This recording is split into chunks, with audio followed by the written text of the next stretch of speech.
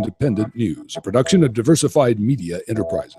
I'm Doug Cunningham. We're here to announce the largest action of registered nurses in the history of the United States in safety. We're talking about anywhere between, in California, 50,000 nurses, and then if you look at the nation, probably up to 100,000 nurses who will be taking action on November the 12th for safety standards. National Nurses United's Roseanne DeMauro. The nurses say that 18,000 Kaiser Permanente nurses in California gave their strike notice Thursday. It'll be a 2-day strike. The nurses union says hospitals in the U.S. are not really ready for an Ebola outbreak and are lying when they say they are prepared. So on November 12th, nurses in a national day of action will be on the picket lines and doing other local actions nationwide to demand hospitals take their concerns about preparedness and protection of nurses and patients seriously. Waukegan, Illinois, striking teachers could welcome students back into class Monday. A tentative agreement ending the strike was reached early Thursday. Waukegan Teachers Council President Kathy Schwartz said the agreement is a compromise between the union and the board and ends a long, trying process for all parties involved. If the striking teachers approve the deal, teachers could be in classrooms Friday to prepare for the 17,000 students returning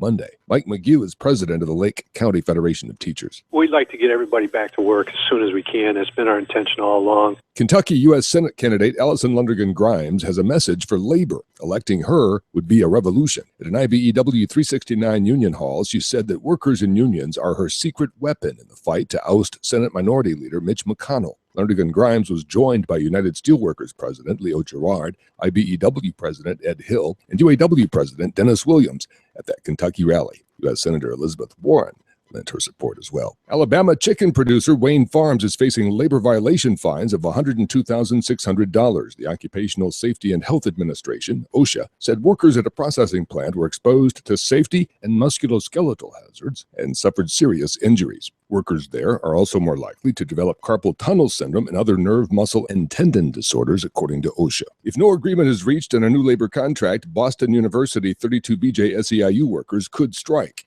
Contracts expire Friday. Boston University workers authorized to strike on Wednesday should no agreement be reached. SEIU says these workers make the university run and a strike isn't being taken lightly. The workers want cost of living raises to keep up with inflation in coming years. At the University of Wisconsin in Madison, several campus unions are pushing for better wages for all university workers. They held an all-campus rally for a living wage this week. The unions say blue-collar workers on campus haven't seen a real wage increase for 6 years. Some UW-Madison workers reportedly earn $12 an hour. That's less than the Madison living wage of $12.62. You've been listening to WIN, Workers Independent News. For more information, visit laborradio.org. It's time for the Rick Smith Show. I want you to get up now. I want all of you to get up out of your chairs. I want you to get up right now and go to the window, open it, and stick your head out and yell, "I'm as mad as hell, and I'm not going to take this anymore!" I don't want to abolish government. I simply want to reduce it to the size where I could drag it into the bathroom and drown in the bathtub. You bet I cut the taxes at the top. How dare you? How dare you? Go ahead, make my day. The Rick Smith Show starts now.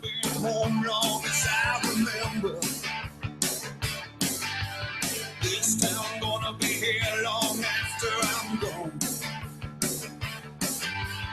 East side, west side, people don't surrender. They've been down, but they still rise on.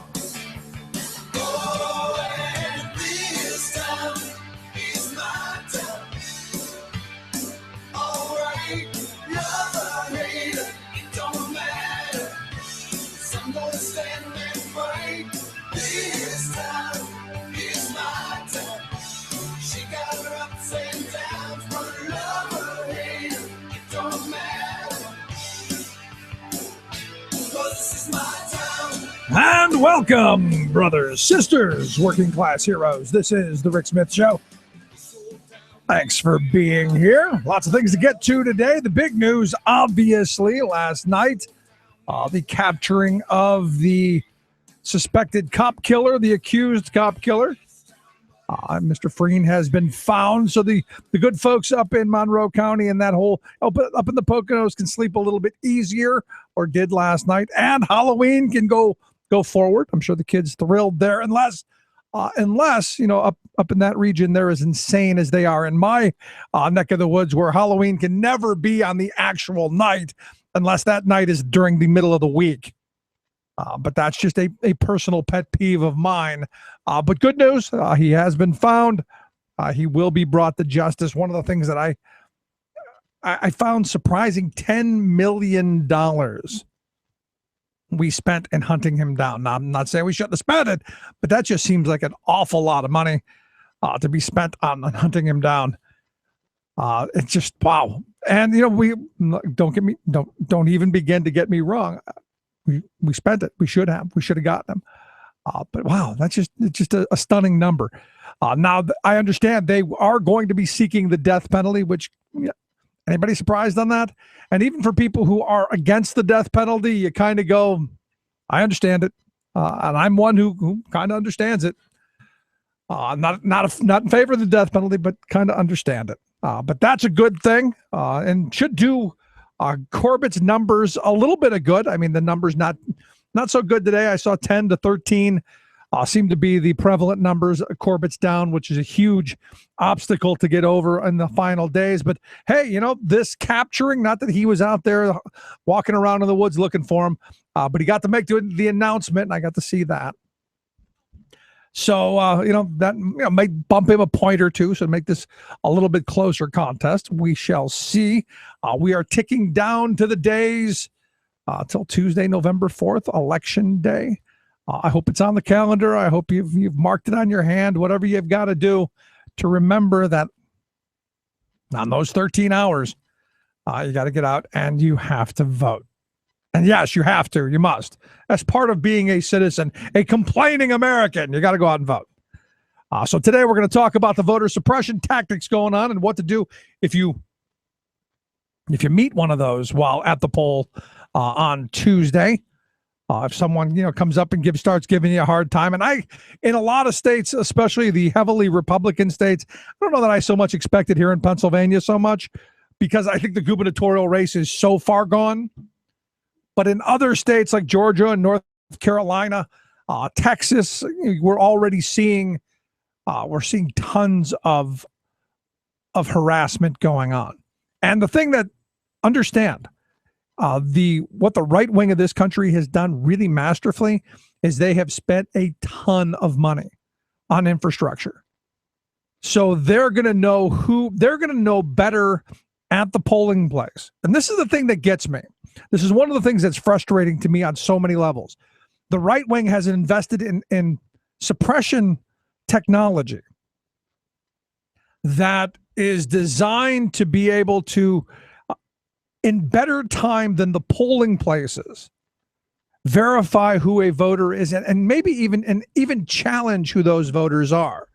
That's something that's really frustrating to me on really a number of levels, especially the one that says, well, government can't do it. And I do expect at some point someone to propose that the private sector take over our ballot, because, corporations are going to invest in technology to make sure that voters don't get to vote. So we're going to talk about a bunch of that stuff. I'm looking forward to it. And some national races are of interest. I talked a little bit about it yesterday. We're going to talk about those, which way the swing goes, and what happens if the Republicans take over the Senate. Do we end up in a situation, as I've been saying, that we'll see the horrible free trade agreements with a better shot? We shall see. Anyway, last night, and for those of you who live in sane areas, today is Halloween. But in my neighborhood, yesterday was the big day. Took the kids out, going on, knocking on doors, begging for candy. And I felt sorry for my poor neighbors, because my son loves to talk. He's just one of these people. He just, hey, I like this. And starts all of for an 8-year-old, very good at being a conversationalist. And I'm like, come on. You can't hold these poor people hostages. And they didn't want to be rude. And he's just going on and on about his costume. And he was so proud of himself. He went as a vampire bat. So everybody he would see would say, have a good day. And nobody got the fact that he was a bat. And to him, daytime, bats are nocturnal. That's their daytime. Nobody got it. But he was so proud of himself for coming up with that, and good for him.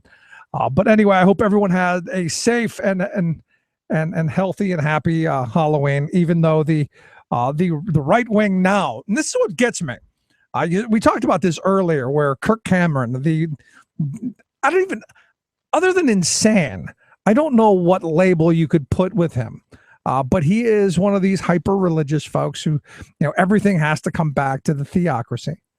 Was actually defending Halloween and trying to make it a Christian holiday, which just left me scratching my head, as it did a number of folks who emailed with some pretty interesting comments. But it's this. It reminds me of that I think it was called My Big Fat Greek Wedding, with a Greek father. Every word, everything went back to Greek. Everything was Greece. That blah, blah, so-and-so said this. And well, that word is, whatever in Greece. And it came from the origins of Greece. Same thing with some of these really whacked out Christian folks. Everything comes back to Christianity. And Halloween, which, everybody knows is not. You saw Kirk Cameron trying to defend. And then you've got people out there going, well, you have to be politically correct for Halloween and defending just insanity. So when Janice sent me this article on some interesting quotes by some right wingers, I go, I got to share some of that.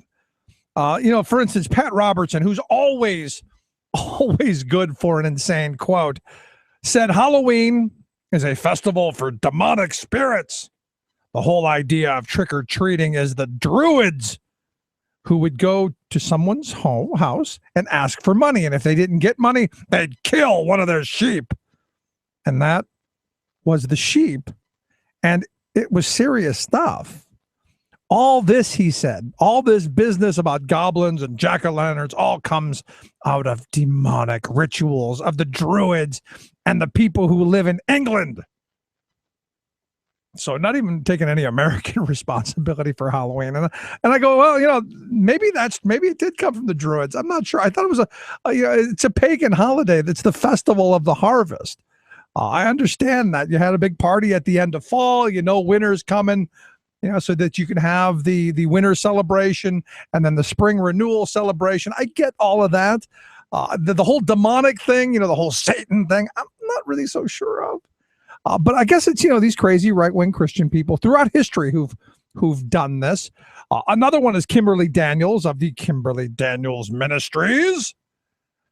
She said on in an article published on Pat Robertson's website that the danger of Halloween is not the scary things we see, but in the secret, wicked, cruel activities that go on behind the scenes. She's just not going beyond she's going beyond she says the activities, sex with demons. Yeah. Orgies between animals and humans. I think she's been talking to Rick Santorum too much.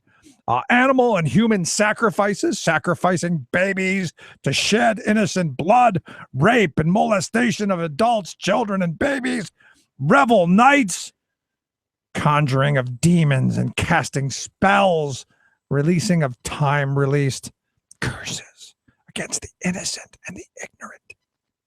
You mean like Kimberly Daniels? These are folks, I mean, honestly, as someone who would sit down and write this, you've got to wonder what goes on between the ears. I mean, at some point, don't you have to ask, what exactly are you thinking? Oh, that's right, nothing. And some of the other ones that caught my attention that was pointed out, Linda Harvey of the Mission America group. She claims it's a huge celebration in the gay community, especially for gender confused folks, because she says it's a seduction that says, don't be afraid, do whatever you want, there's nothing to fear. It's one of Satan's oldest tricks. Yeah. And the Duggars weigh in on Halloween as well. Or the Dugars. How's this? Duggar? I guess the sisters in their book go on about magic and sorcery and witches and spell casting and all kind of stuff as being, part of the demonic realm that God wants us to stay away from. Like they're in tune. They got the memo. And there's a bunch more. I just don't have time for it. It's just kind of the same ridiculous mentality that leaves me scratching my head and going, on Tuesday, these people are going to vote. Honestly, these are the people who are going to vote. And a lot of sane, rational people aren't. So you wonder why we get crazy policy? Here you go. Comes down to who votes. Let's take a quick break. Right back. Stick around. You listen to The Rick Smith Show. We're working people. Come to talk. Say the USA is drowning in grafted lies. Say the USA and resume the ties that bind. Stop taking all our money and shipping it offshore. Do the job you're elected for. Saving work in America, one show at a time. The Rick Smith Show.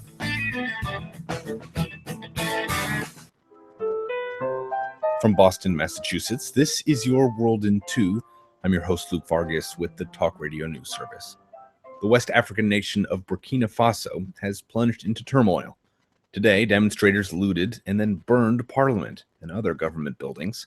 The army appears outmatched by the numbers of demonstrators. The cause for the sudden unrest was a decision by President Blaise Compaoré to try and seek office again next year. After sweeping into power in a violent coup in 1987, Compaoré has since served as head of state for 27 years, and he's been lobbying since 2011 to modify the country's constitution and abolish term limits, allowing him to run again next year. A vote to do just that was scheduled for today, but never occurred. In response to today's protests, Compaoré has dissolved the current government and imposed a state of emergency, though he says he's still president. Last week, the governors of New Jersey and New York announced mandatory quarantines for individuals returning from West Africa.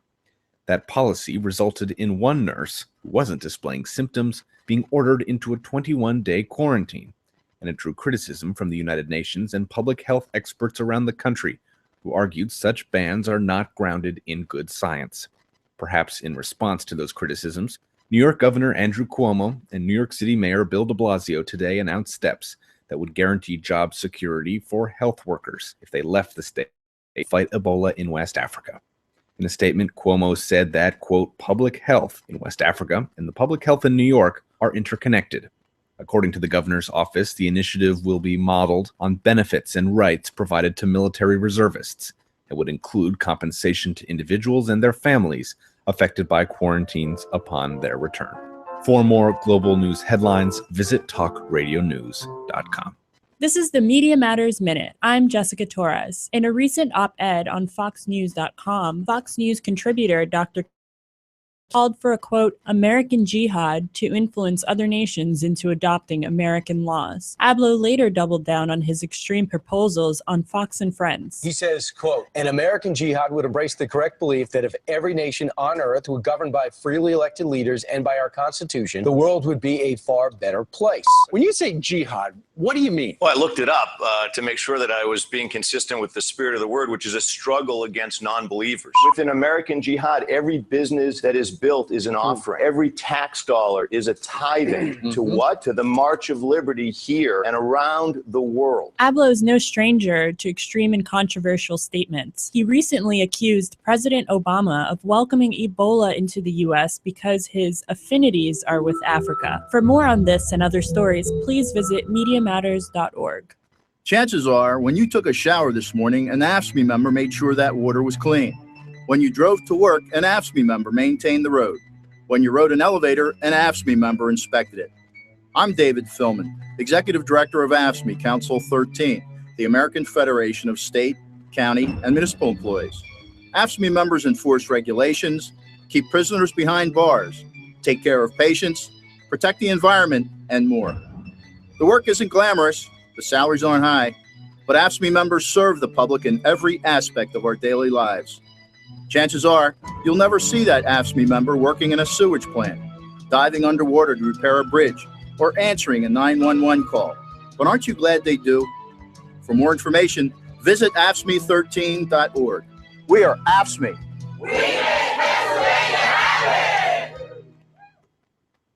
We're going to start in a couple weeks with our budget adjustment bill. The first step is we're going to deal with collective bargaining for all public employee unions, because you divide and conquer.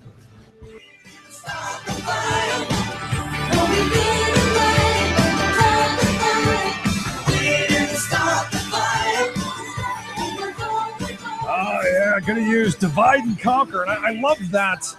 I love that little spiel he gave there to the billionaire in his neck of the woods, Diane Hendricks, I think her name is. And the next line was, her having this all, warm in the panties kind of tingly moment of going, when do we get right to work? Which is, just twisted in my view. Anyway, welcome back to The Rick Smith Show. Check out the website, thericksmithshow.com. So, in Wisconsin, a lot of the same things that we're seeing here. In fact, I should put it this way. A lot of the things we're seeing here in Pennsylvania actually started in Wisconsin, and we're just kind of following that lead. And one of the things that has really got me is this whole push towards giving out more money to corporations in the hope that they'll create jobs. And I guess this was a big thing in the campaign out in Wisconsin, which is why I have asked Robert Kraig. He's the executive director of Citizen Action of Wisconsin. Robert, thanks for taking time for us. Great to be on your show, Rick, as always. I look back at all of the things that have gone on in Wisconsin, from attacking public workers to now this whole giving a whole bunch of money to corporations and not creating jobs. And, here in Pennsylvania, I don't know if you know, we're dead last. So we've stolen from our children's future, given to these corporations only to be last in job creation. Yeah, we're only dead last in the Midwest, so you have us beat, but same results as far as the policies go. So now walk me through this. You guys have actually had a really good campaign season where there have been a lot of issues going back and forth. Our guy's just been in the toilet the whole time. And as I understand it, this idea, this economic development money, the Wisconsin Economic Development Corporation money that was supposed to be going to these companies to create jobs, evidently was used to outsource jobs. Am I getting this right? There are very few strings attached. Governor Walker privatized our jobs agency. This is a signature economic reform, and then he's the chair of the board for the thing, and it's been doling out money. It's had all sorts of scandals around not tracking loans, having lots of delinquent loans, violating all sorts of state and federal laws. But a controversy developed during the campaign in the summer because he attacked his opponent, Mary Burke, who's from the Trek bicycle family. You've heard of Trek bicycles, I assume. Yep. Big Wisconsin company. Attacked it for outsourcing. And so you have Walker attacking a Democrat for outsourcing. And then it was pointed out in response that there's also outsourcing being done by companies Walker's WEDEC, his economic development agency, is funding. And so this became a big controversy in the summer, and the controversy seemed to end, Rick, when both Mary Burke, the Democrat candidate, and Walker said that they didn't want any money, public money, going to companies that outsource. What we put out today is that we did some digging. It was very hard because the agency is privatized, and determined that they didn't change the policies. And in fact, it is still entirely legal in Walker's, Wisconsin, for companies to outsource and to get large public grants, loans, tax credits to allegedly create jobs. And so we put that out today, and we're trying to, in the last days, get it back into the governor's race, because they kind of fell out of the race when the assumption was that Walker had capitulated on this. Apparently he did not. Yeah, apparently not. But here's the thing. I mean, just from an ideological standpoint, Robert, it seems odd to me that he would say, well, we're going to tell companies what to do with this money because they don't believe in regulation. They believe in the free market. So if you're giving them the money, they should, I guess, just out of just general sense, be creating jobs in your neck of the woods. I can't imagine that Walker would have done that, other than it is a political year. Yeah, no, he was attacked by the Wall Street Journal for using the outsourcing issue. So you're absolutely right. Conservative ideology says it's sort of a rain dance with the job creators. It's like we're going to throw money at them and then they will do good things because they know best, right? And we're going to promise the public that that's the case. And so literally having any standards about how many jobs are going to be created, how good the jobs are going to be, there's really good information. I'm sure this is true in Pennsylvania as well, that almost all the jobs in Wisconsin created are poverty wage jobs, very low income jobs. That's the growth industry. And then even clawbacks, like taking the money back if a company doesn't do what it's promised. They don't believe in any of that. They believe in just doling the money out. They believe in welfare to job creators and large corporations, and of course, no social supports and economic supports for anyone else, like cutting down the weeks of unemployment, for example. But, I've been saying for the last 3.5 years now that this kind of redistribution of wealth is destructive for the middle class of this country, because what you're actually doing is you're taking wealth that the middle class used to create through these good paying jobs, and you're basically handing it off to the likes of the Koch brothers and their ilk, doing it in a way that I don't know that is out in front as it should be. And I'll give you an example. Here in Pennsylvania, they gave $1.7 billion to Royal Dutch Shell to build a cracker plant that isn't started yet, but in the hopes that they'll come and bring jobs at a place that they were going to build it anyway. So all it was a huge theft of taxpayer money from our kids' education, which this governor's cut $1 billion a year each year while he's been the governor to hand off to these companies. And you have states playing off each other, right? So you have essentially an extortion racket where companies are getting huge giveaways and then not paying for all the infrastructure, all of the skilled workforce, everything else they need to prosper. And also, quite frankly, Rick, killing the golden goose, in that they're pulling money away from low-income people, middle-class people, who then don't have money to spend, which leads to an economic decline. In other words, it flies in the face of basic economics that a company is only going to make major investments in a state if it will make them money. That's the purpose of a corporation. And if you let them amass huge amounts of money and there isn't enough demand, not enough people with money in their pockets in order for them to make additional money, they're not going to do anything there. They're going to invest the money overseas. It's that simple. Do you think they understand that, Robert? I mean, because, I've had these conversations a number of times, and there seems to be a disconnect from what you just said, between what you said and what they seem to pitch. They have flunked Economics 101, and this claims to be the party of business, right? So I've had some really bizarre situations in Wisconsin where I've testified before conservative-controlled committees, and I have told them that what they're doing by their own principles of the market will not lead to prosperity whatsoever. And they look at you like you're crazy. They're kind of dead. They're kind of dead behind the eyes. They don't know how to respond because they don't even understand how capitalism works. A company does not create a goal of a large corporation or any business is not to create jobs. They create jobs if they need jobs to make profit, right? Yep. Period. And so as the public is going to intervene and take our money and give it to a corporation which purposes profit, then there has to be standards so it is in the public interest. So we are creating more opportunity for the people of the state. And conservatives do not understand that, apparently. Some of them are just cynical and want the money. Some of them, a lot of these state legislators we have, simply have been handpicked to be the kind of person who can't possibly question, say, the policies of a Governor Walker, and there's no threat of independence whatsoever because they're not capable of it. Wow, that's a pretty harsh assessment. We call these profile candidates. In other words, they're picked because they're the kind of person they can market. Right. But they're literally picked, and this is, I think the old political machines probably did that, because they're not the kind of people that could learn enough to be a threat to what the marching orders are from ALEC, from the Chamber of Commerce, et cetera.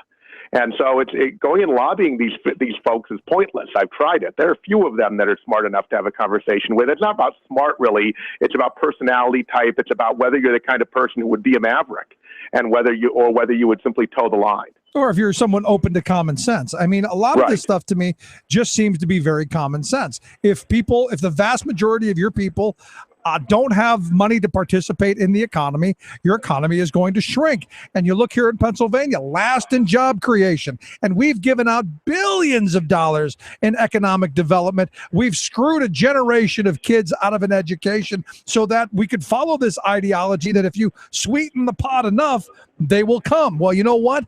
Dead last in job creation. That's what their ideology has gotten us. And if you had done something like massively increase the income tax credit, which would increase people's real wages, right? Those people are going to spend that money because they're having trouble affording the basics: food, housing, childcare, transportation.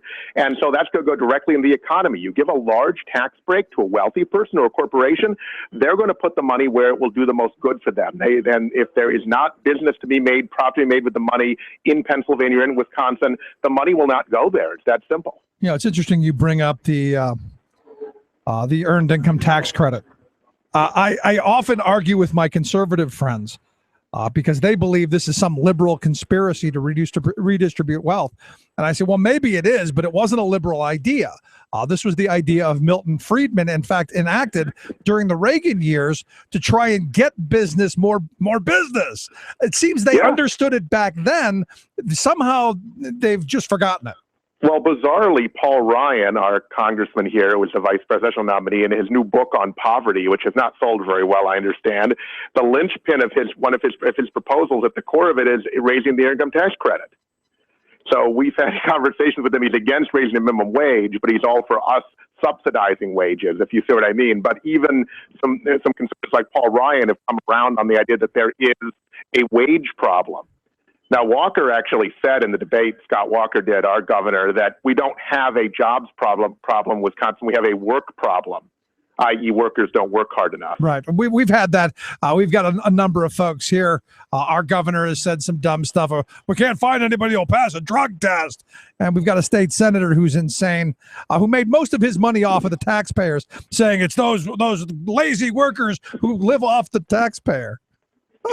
It's to blame the worker. It's a lot easier than blaming those who are in control of our economy. So, you know, when you look back at the last 3.5 years, because I remember, you know, February of 2011, we were camped out there in your capital saying, hey, look, all of this insanity that's going on in Wisconsin is going to sweep across the country. And you know, it didn't take a genius to figure it out. It did happen. I can't imagine that in your state that Walker would be even in this race. So explain to me how the dynamics are, because here in Pennsylvania, Corbett almost as popular as herpes or cockroaches. I can't imagine, you know, Walker doing that well. Walker has been incredibly effective at mobilizing his base, and he has a 50% plus one kind of strategy where he wants to get 98% support from Republicans, 98% turnout, and win in that way, and offend half the state, or a little less than half, right, and win.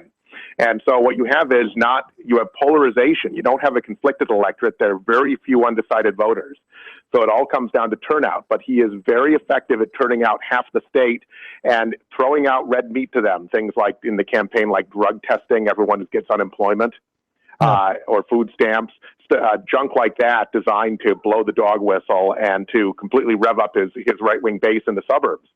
And so what happens is that if we have an election out closer to a presidential, then Mary Burke will beat him. If it's closer to its traditional midterm, then Scott Walker will win. It's all about who the electorate is right now. Yeah. And again, I guess as just to highlight what you said, the clip we led in with, it's about divide and conquer, isn't it? That's right. His whole strategy is divide and conquer. He doesn't care about half the state. So I guess it goes back to the Romney 47%, right? He doesn't want the 47%. Well, I'm hoping folks in Wisconsin get out. It would be nice to see a lot of the Walkers and the Scotts and the Snyders and the Corbetts and the rest of them find their way onto the unemployment roll and maybe drug tested on the way out the door. Absolutely. Robert Kraig, I appreciate you taking time for us. Best of luck out there. Great to be with you. And yes, wish us luck. We need good karma. So thank you very much, Rick. Thanks so much, Robert Kraig, Executive Director, Citizen Action of Wisconsin. If you want to check out their website at thericksmithshow.com, just click on Robert's name, take you right there. Quick break, right back. Stick around. You're listening to The Rick Smith Show.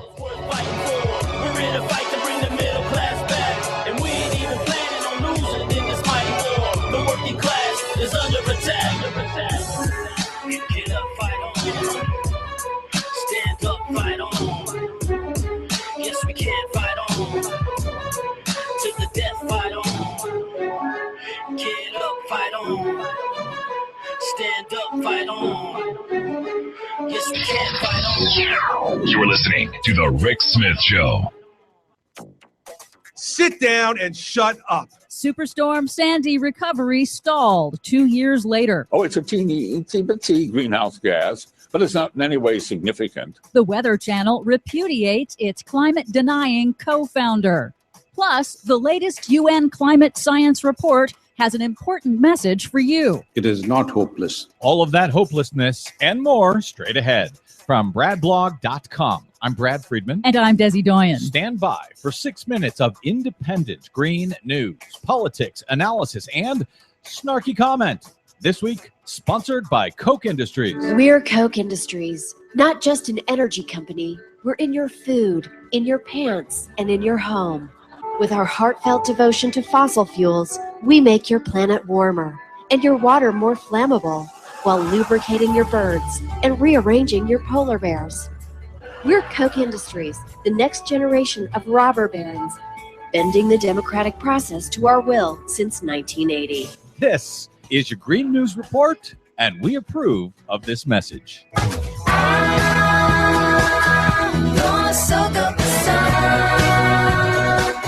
Okay, Desi Doyen, aside from elections, this week also marks the 2-year anniversary since the largest hurricane ever on record hit the U.S., Hurricane Sandy, 2 years ago, just days before the 2012 election. New Jersey's Republican Governor Chris Christie earned great praise for his handling of the crisis.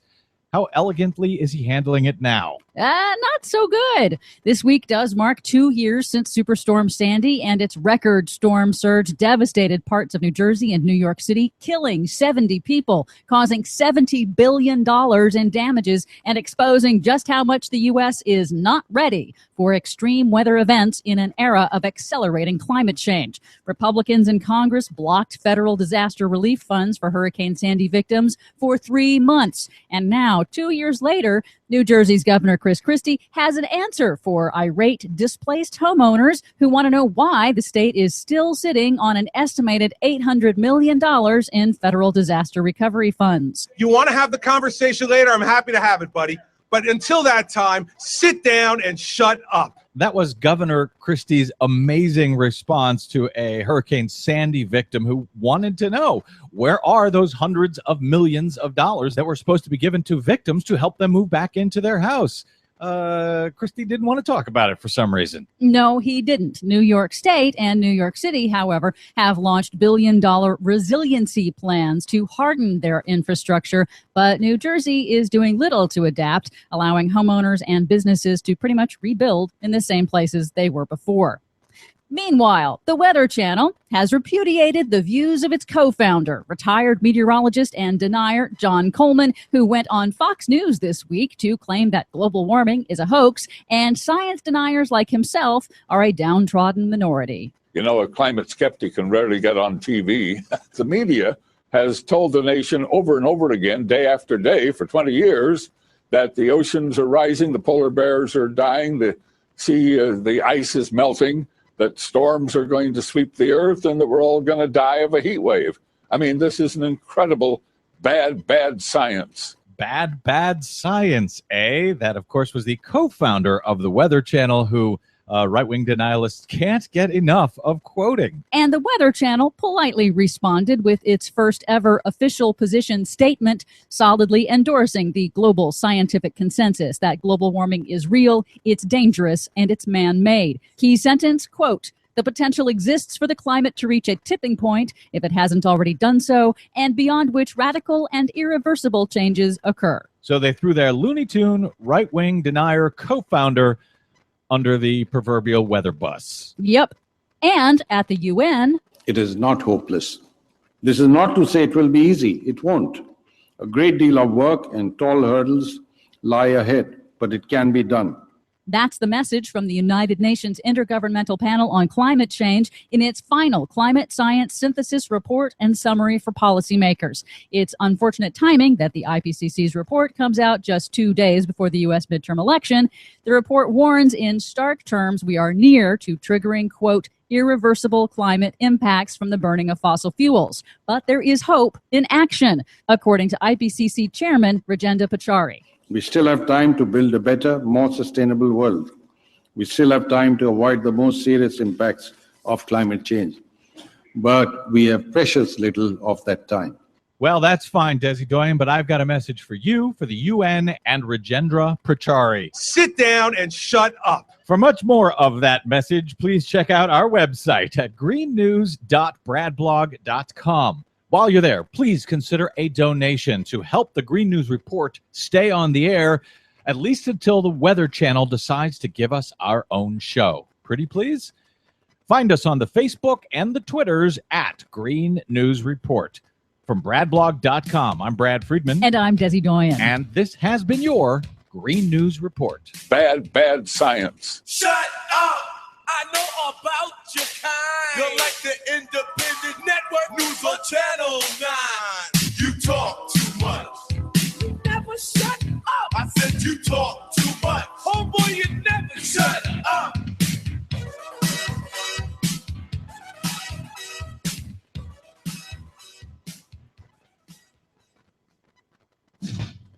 We're not in this fight alone. This fight isn't just about Verizon, but about all the corporate greed in this country. You are done. We are here to put you down. Every last one of you corporate executives taking and raping from the average person.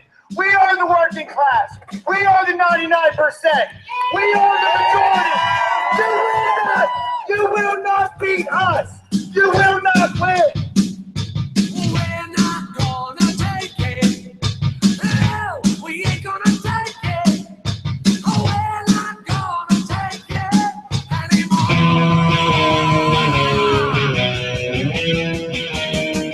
Well, you know, that's what November 4th's for. That's the day you go, we're not taking it. We're not putting it up. We're not putting up with it anymore. That's the day you exercise your right to term limits. That's when you throw the bums out.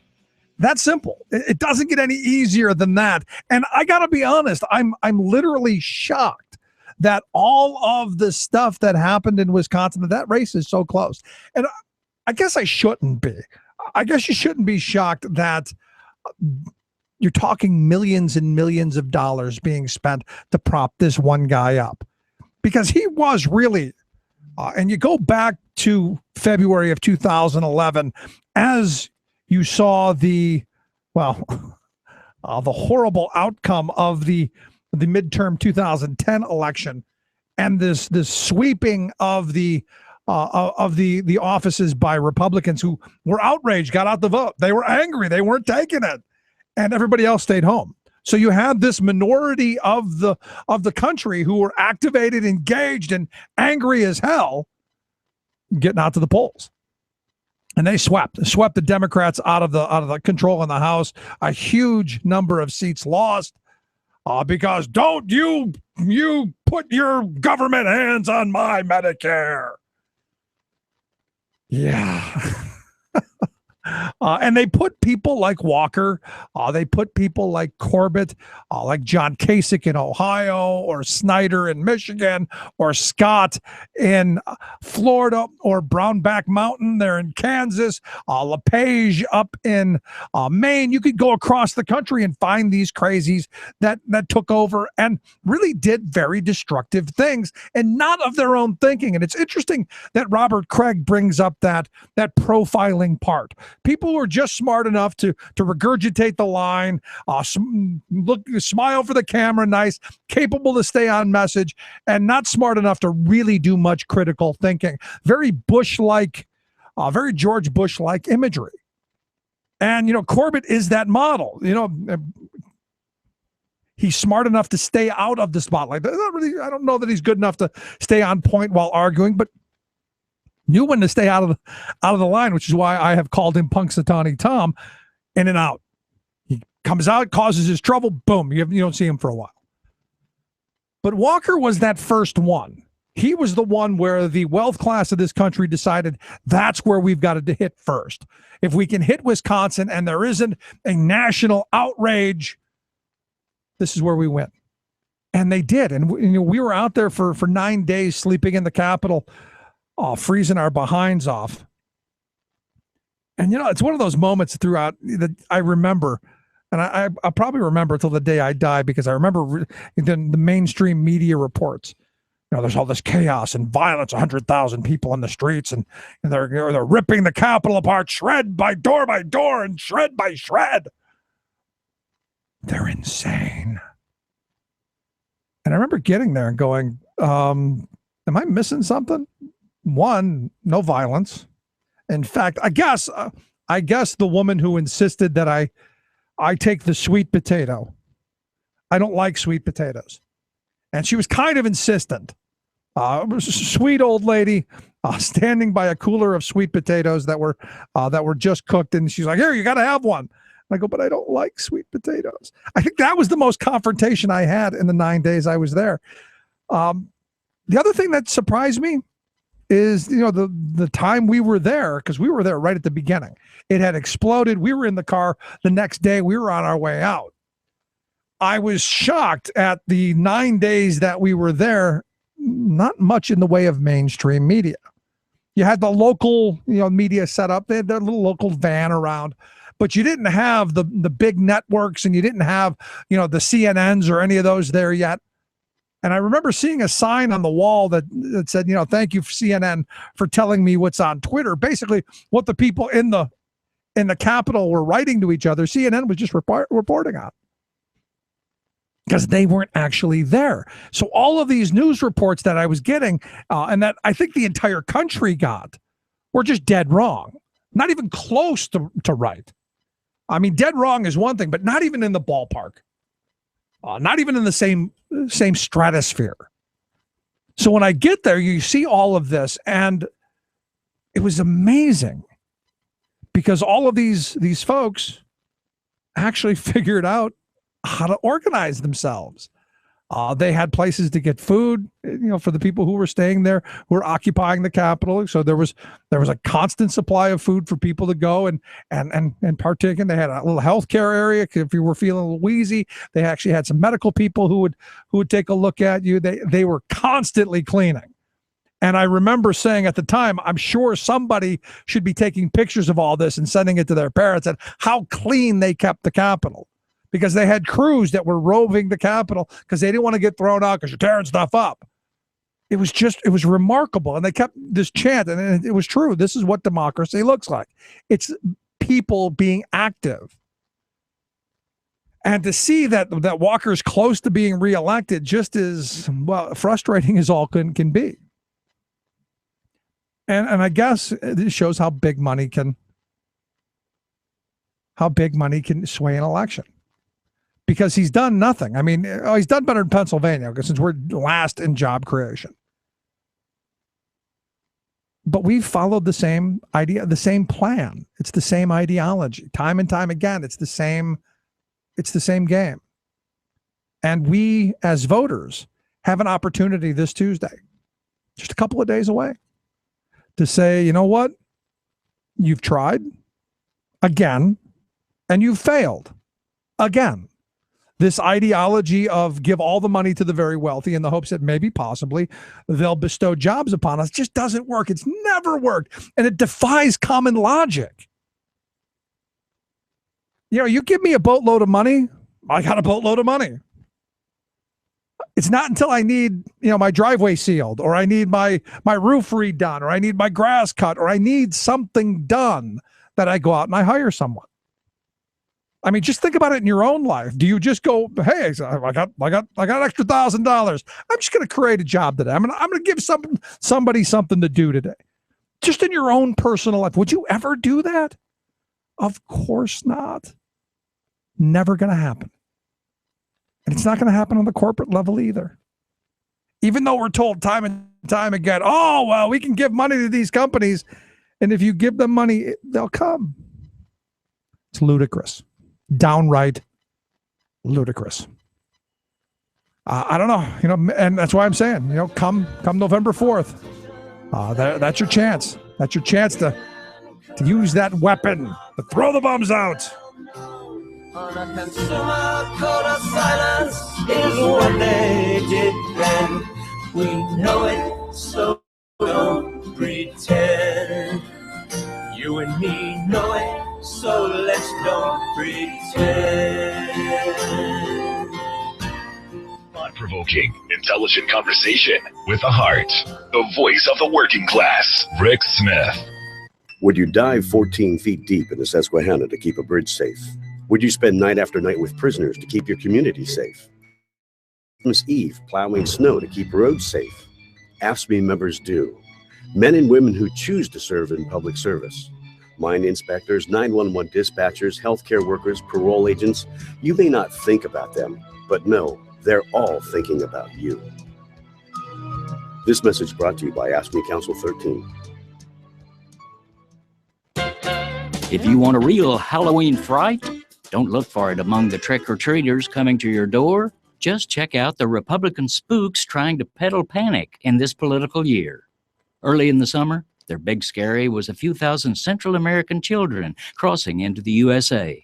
This sent such excitables as Governor Rick Oops Perry skittering from one Fox News show to another, warning darkly that the children were agents of death who should be packed on buses pronto and shipped back to the rapes, gang warfare, and intractable poverty they were fleeing.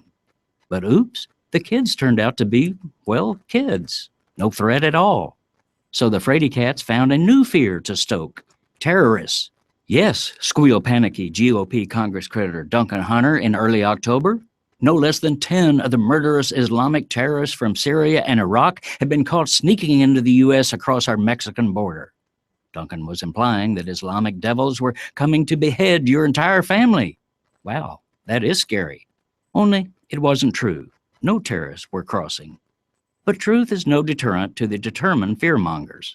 So next came Tea Party fright master Representative Joe Wilson, trying to score a trifecta of fear by warning that 1, foreign terrorists who are 2, infected with Ebola, or 3, likely to sneak across the Mexican border to spread Ebola across America. I'm very concerned, Fraidy Cat Joe recently said, about the, quote, creed of Hamas. The wide-eyed Tea Partier told his audience that Hamas terrorists, quote, value death more than you value your life. Then he hit the code red panic button, offering this conclusion from the depths of his ignorance. Part of their creed would be to bring persons who have Ebola into our country. This is Jim Hightower saying, what's truly scary is that these screwballs actually hold positions of public authority in America. Hightower's commentaries are brought to you by the Hightower Lowdown, the monthly newsletter with Hightower's populist take on what the powers that be are up to. Find out more at hightowerlowdown.org. Where family values are more than slogans. The Rick Smith Show.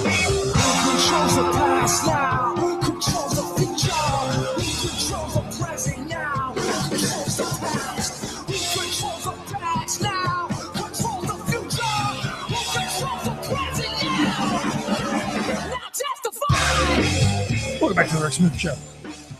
Interesting story out in Western Pennsylvania caught my attention. This idea that, look, times are tough, and I think everyone knows that the belt tightening, the sacrifice, the roll up your sleeves has been going on long enough. I mean, really, honestly, truthfully, the sharing in the economic gains not happening for folks at the bottom. So what you then see is you start seeing other things popping up.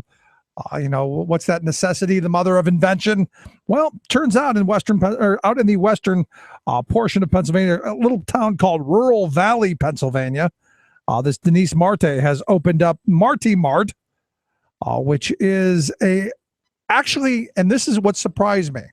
When I heard of Marty Mart, I'm going, hey, there's an idea. Turns out it has its own business category known as food salvage stores. And what they do is these stores, secondhand food stores. Think of that for a second. They're called secondhand food stores, where things that are dented or, boxes that are ripped or whatever, out of date, that they buy at a really low price. They then pass the savings on to folks who, it reminds me of the welfare store when I was a kid, where you went in and you brought your own bags and boxes and you never knew what was going to be there. Everything was just kind of thrown around. This is kind of what this is all about. And you're seeing this popping up across the country, we've got a poverty rate that is, what did I see? The national poverty rate is somewhere around 14%, which I got to be honest, seems even low when you look around, and I guess it depends on where you put the poverty rate, right? But according to Feeding America, here in Pennsylvania, in this one little county, the residents of that county are about 1 out of every 8 are food insecure. which is, I guess lower than the average of Pennsylvania, which is 1 in 7, and lower, I guess, than nationwide, which is 1 in 6, according to Feeding America. But in this one county of about 68,000, you've got almost 11,000 people collecting food stamps. And, I was thinking about it the other day. And now, look, this is nationally, this is low. So you stop and you think about it, you're looking at, about 1 in 7, a little over. If those people would vote, go to vote. And the 1 in 6, if those folks became a voting bloc, I mean, really, stop and think about it. And it got me to thinking about this whole inequality thing as I'm reading this story about this little startup secondhand food store. It got me to thinking that, during the Depression, people came up with other ways to become part of a community. And I'm looking at that, I'm going, well, is this the capitalist model? I'm going to profit off of people's misery, or is this kind of like a food co-op, or is this kind of like people saying, well, let's all figure out how we make it together. Out of these things comes opportunities to do things a little bit differently. In my neck of the woods, they just opened up a massive supermarket and then closed down one that wasn't quite as big. And you look inside of it, and it's all glitz and glamour, and it's for the yuppie, upwardly mobile shopper. It's really not about helping working families.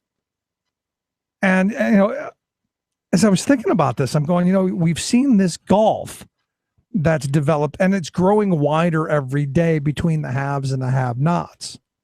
And you see this inequality rising, and it got me to thinking about, the kids and what their future is going to look like. Because I remember as a kid going, because look, I grew up in a housing project. We weren't food insecure. We were hungry.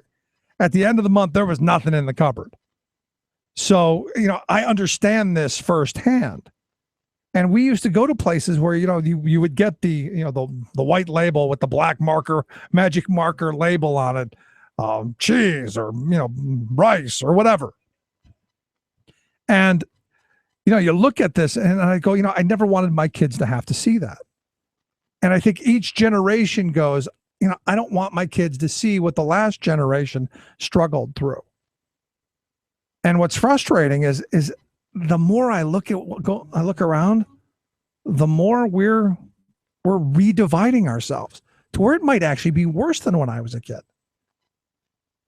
And you look at this wedge that's being developed and I guess, the polls have shown, the studies have shown that where you're born, which side of the divide you're born, or which side of the river, if you want to use water, is where you stay.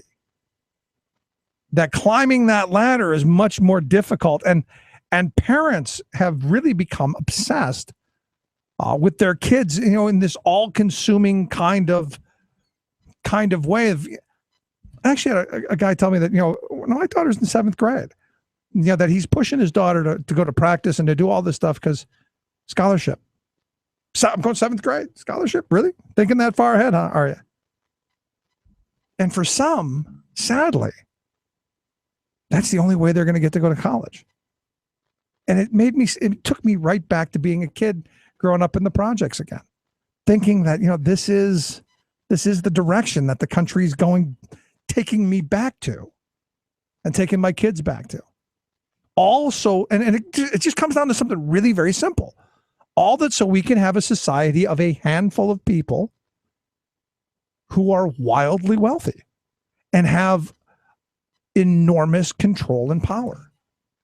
And I have to be honest, it's not how I was educated to believe this country was the vision was, or where we were headed.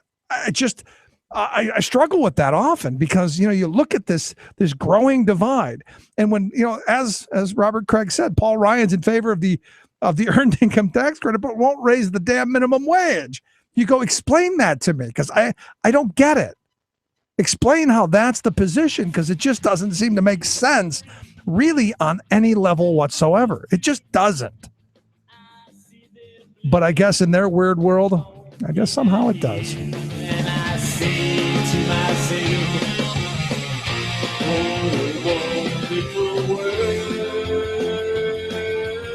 Yes, it is all about the children, even after they're born. Rick Smith. You're listening to The Rick Smith Show. For more information, go to thericksmithshow.com. If you've missed any portion of the program, you can download the podcast at thericksmithshow.com. You're listening to WIN, Workers Independent News, a production of Diversified Media Enterprises. I'm Doug Cunningham. We're here to announce the largest action of registered nurses in the history of the United States on health and safety. We're talking about anywhere between, well, in California, 50,000 nurses, and then if you look at the nation, probably up to 100,000 nurses who will be taking action on November the 12th for safety standards. National Nurses United's Roseanne DeMauro. The nurses say that 18,000 Kaiser Permanente nurses in California gave their strike notice Thursday. It'll be a 2-day strike. The nurses union says hospitals in the U.S. are not really ready for an Ebola outbreak and are lying when they say they are prepared. So on November 12th, nurses in a national day of action will be on the picket lines and doing other local actions nationwide to demand hospitals take their concerns about preparedness and protection of nurses and patients seriously. Waukegan, Illinois, striking teachers could welcome students back into class Monday. A tentative agreement ending the strike was reached early Thursday. Waukegan Teachers Council President Kathy Schwartz said the agreement is a compromise between the union and the board and ends a long, trying process for all parties involved. If the striking teachers approve the deal, teachers could be in classrooms Friday to prepare for the 17,000 students returning Monday. Mike McGew is president of the Lake County Federation of Teachers. We'd like to get everybody back to work as soon as we can. It's been our intention all along. Kentucky U.S. Senate candidate Allison Lundergan Grimes has a message for labor. Electing her would be a revolution. At an IBEW 369 Union Hall, she said that workers and unions are her secret weapon in the fight to oust Senate Minority Leader Mitch McConnell. Lundergan Grimes was joined by United Steelworkers President Leo Gerard, IBEW President Ed Hill, and UAW President Dennis Williams at that Kentucky rally. U.S. Senator Elizabeth Warren lent her support as well. Alabama chicken producer Wayne Farms is facing labor violation fines of $102,600. The Occupational Safety and Health Administration, OSHA, said workers at a processing plant were exposed to safety and musculoskeletal hazards and suffered serious injuries. Workers there are also more likely to develop carpal tunnel syndrome and other nerve, muscle, and tendon disorders, according to OSHA. If no agreement is reached on a new labor contract, Boston University 32BJ SEIU workers could strike. Contracts expire Friday. Boston University workers authorized to strike on Wednesday should no agreement be reached. SEIU says these workers make the university run and a strike isn't being taken lightly. The workers want cost of living raises to keep up with inflation in coming years. At the University of Wisconsin in Madison, several campus unions are pushing for better wages for all university workers. They held an all-campus rally for a living wage this week. The unions say blue-collar workers on campus haven't seen a real wage increase for 6 years. Some UW-Madison workers reportedly earn $12 an hour. That's less than the Madison living wage of $12.62. You've been listening to WIN, Workers Independent News. For more information, visit laborradio.org. By working harder and working smarter, working with the employees in the Commonwealth, we made state government the smallest it has been in over 50 years. Promise kept.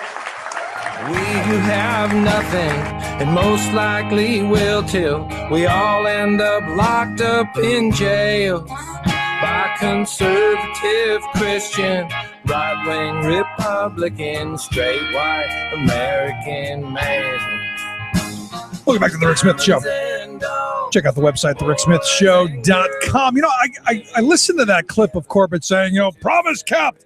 And I keep asking myself, I don't remember him making that promise out loud, at least not to me. And I followed the 2010 election fairly closely. I don't remember him going, hey, I'm gonna screw up the entire state by firing 27,000 teachers and getting rid of a bunch of public sector workers so that when I call the state to ask for something, like driver's license stuff, whatever, that I never get to talk to anyone. But when you stop and you think about it with the ideology of I hate government and government can't do anything right, it's not surprising that someone who believes that then goes on to prove that. Which is why this November 4th, I believe, so very important. Why it's time to get angry, to get outraged, and use that one tool to throw the bums out, the vote. So November 4th, Tuesday, you got to get out. Here to talk a little bit about what's going on, why this November 4th is so important. I've asked Bill Dando, Legislative Director for AFSCME Council 13. Bill, thanks for taking time for us. My pleasure. My pleasure. Thanks for having me. So I know you're out on the road. You're out knocking on doors, doing all kissing babies, all of that stuff, trying to get people out to the polls. What are you hearing from folks? It sounds pretty good. People are understanding as we go around, especially all the labor folks, that it's important. Like you had just said, it's very important to get out and vote on Tuesday. I mean, the only thing we can lose on is not showing up. And, I look at the last 3.5 years, Bill, and all of the attacks on workers, all of the attacks on public sector pensions, all of the attacks on the commons, all of this wanting to sell things off and all of this destruction and giving all this money away to these corporations and taking it from my kids' education, which for our trouble lands us last in job creation. This is not a record, I think, that's conducive for re-election. I agree, but they just seem, even some of, and I'm going to speak for AFSCME right now, some of our own members talking to them are like saying to us, well, why not? Why not Governor Corbett? And as we explained to them, even used his own quote, which you had just played, that we have the smallest public sector workforce in the Commonwealth that we've ever had in the history of the Commonwealth. That's their jobs.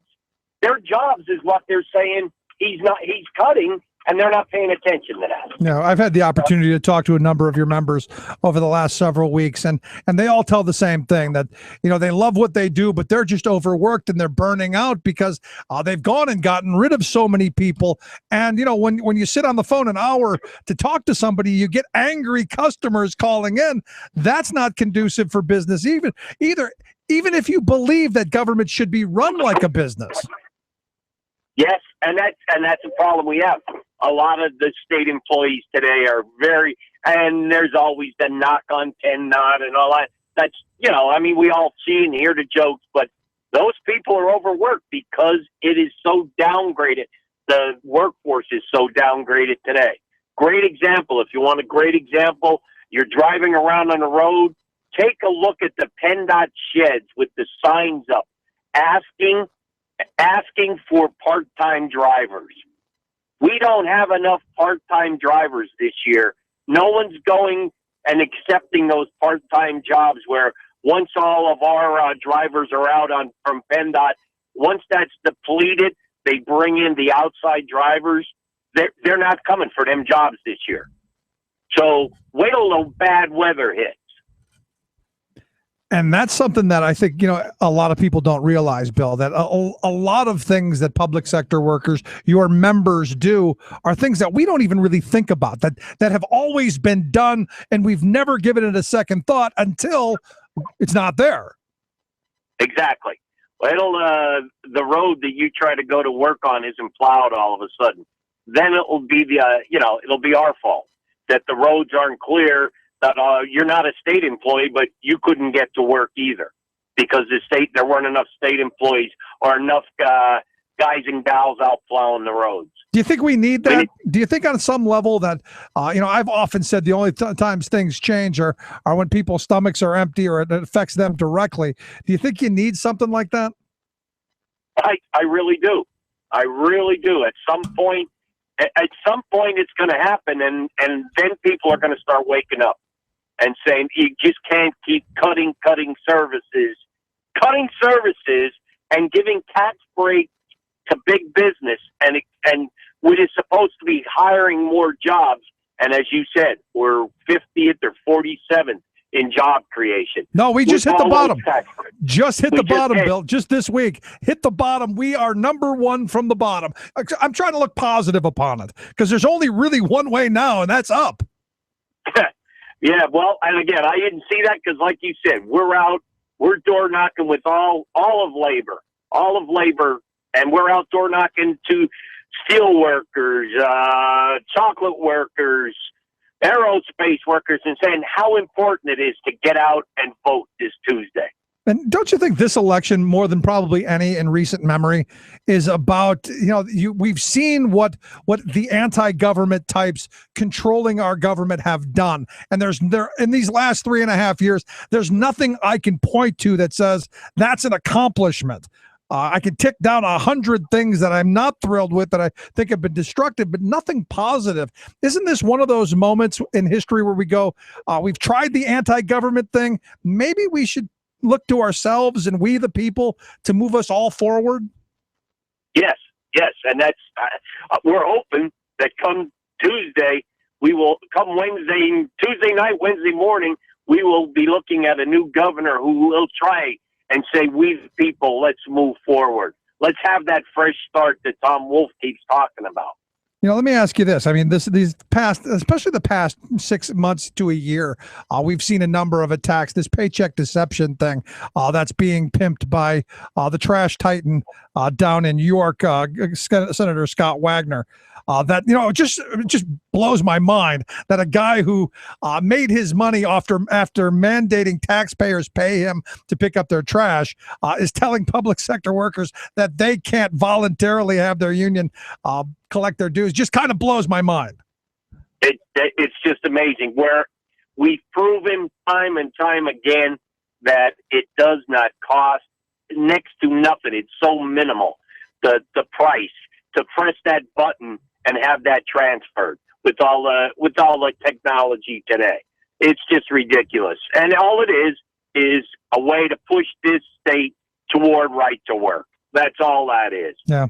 But, the thing that gets me, and the reason I bring it up, is the very people who tell me that they want government out of my life, they want smaller, less intrusive government, at every turn seem to be the ones who are the ones intruding into my life. And that's just another example of workers and their employer coming to an agreement without interference from the outside. I look at the gun legislation that they just passed that'll allow anybody in the world to sue a local municipality for passing common sense gun laws that they might want in their community. It just seems very antithetical to what the right-wing ideology and what conservatism tells me they believe in. Yeah, well, they believe that government shouldn't be involved, like you said, but all of a sudden they're setting the rules to the smaller government from the state level down to the townships and the city, saying you can't do that. I mean, it doesn't make sense. And, this isn't the first time that we've seen this. I mean, you go back to Act 13, where they wanted to take local control away and just let the drillers drill wherever they want. You look at the minimum wage, where they've already put it into law that you can't pass the minimum wage increases on local levels. They want to do that with paid sick days. There's so much of this stuff where the rhetoric and the action just doesn't match up, which I keep telling my conservative friends, look, take your party back. Take the Republican Party back somewhere near sanity. That's all I'm asking for.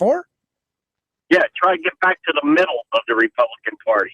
And thank God we do have those, as you mentioned, the paycheck deception, I call it, language that Senator Wagner tried to put into an amendment on the floor, which was defeated 28-20. But thank God for the moderate Republicans that said, no, this is not right. Thank God they stood up and voted against it with 22 Democrats.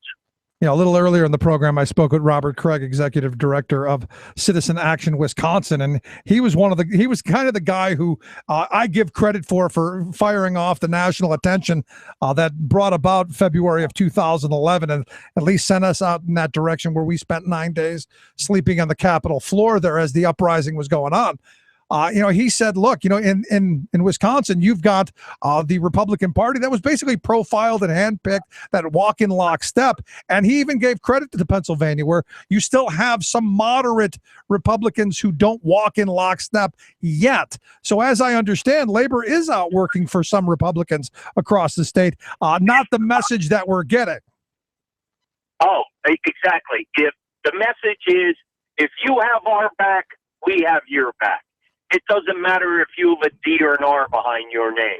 If you have our back and you stick with labor and you work with labor, we will work for you. That's the easiest message I can give. Yeah, well, because and as I always say, labor stands up for people who work. You work for a living, they've got your back. If the hardest day's work you've done is shifting money from one pocket to another, you've got enough money to take care of yourself. Right, exactly. Bill, and thank you.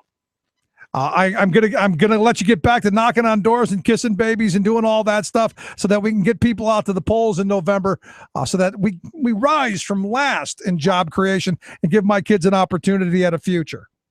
Well, we sure hope that's what's going to happen. On behalf of myself and Executive Director Dave Philman, thank you for showing people or telling people what's going on. Well, thanks so much, Bill. Bill Dando, executive, he is the legislative director over at AFSCME Council 13, AFSCME13.org, the website. Quick break, right back. Stick around. Listen to The Rick Smith Show. We're working people. Come to talk. We gotta get organized. We gotta do it today. No more madness than fury. No more disarray. We gotta get organized. You're listening to The Rick Smith Show. From Boston, Massachusetts, this is Your World in Two. I'm your host, Luke Vargas, with the Talk Radio News Service. The West African nation of Burkina Faso has plunged into turmoil. Today, demonstrators looted and then burned parliament and other government buildings. The army appears outmatched by the numbers of demonstrators. The cause for the sudden unrest was a decision by President Blaise Compaoré to try and seek office again next year.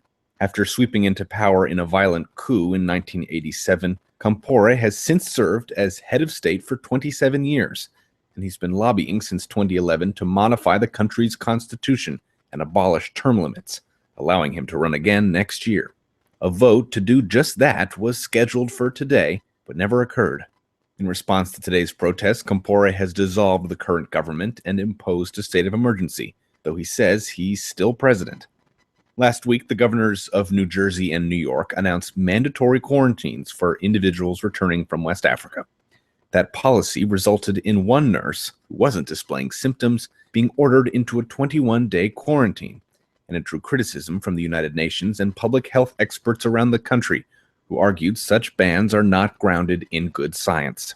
Perhaps in response to those criticisms, New York Governor Andrew Cuomo and New York City Mayor Bill de Blasio today announced steps that would guarantee job security for health workers if they left the state to help fight Ebola in West Africa.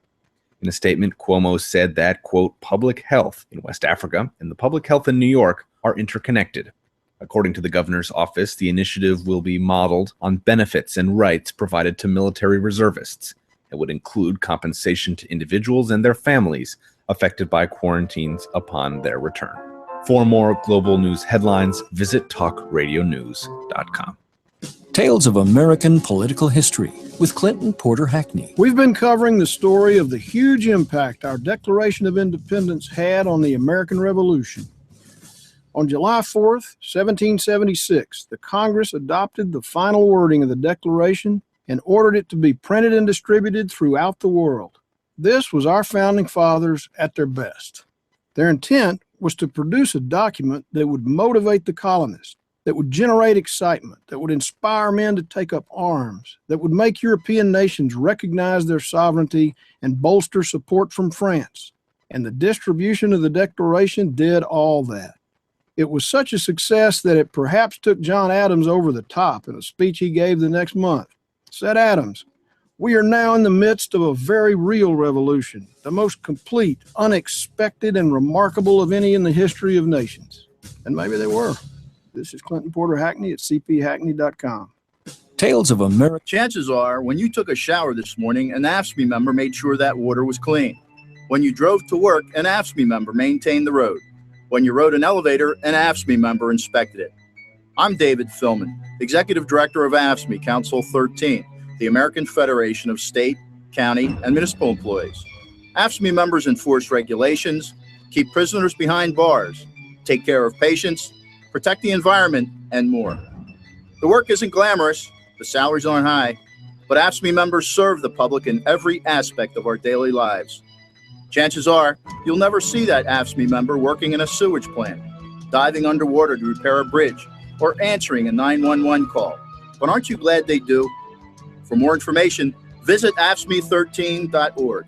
We are AFSCME. We make Pennsylvania happen! Every now and then I visit an elementary school.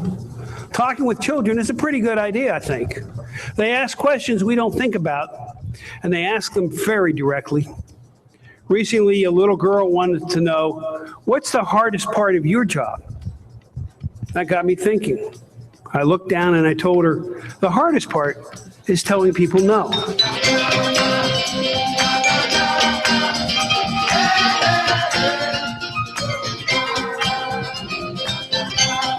Well, the hope is goodbye.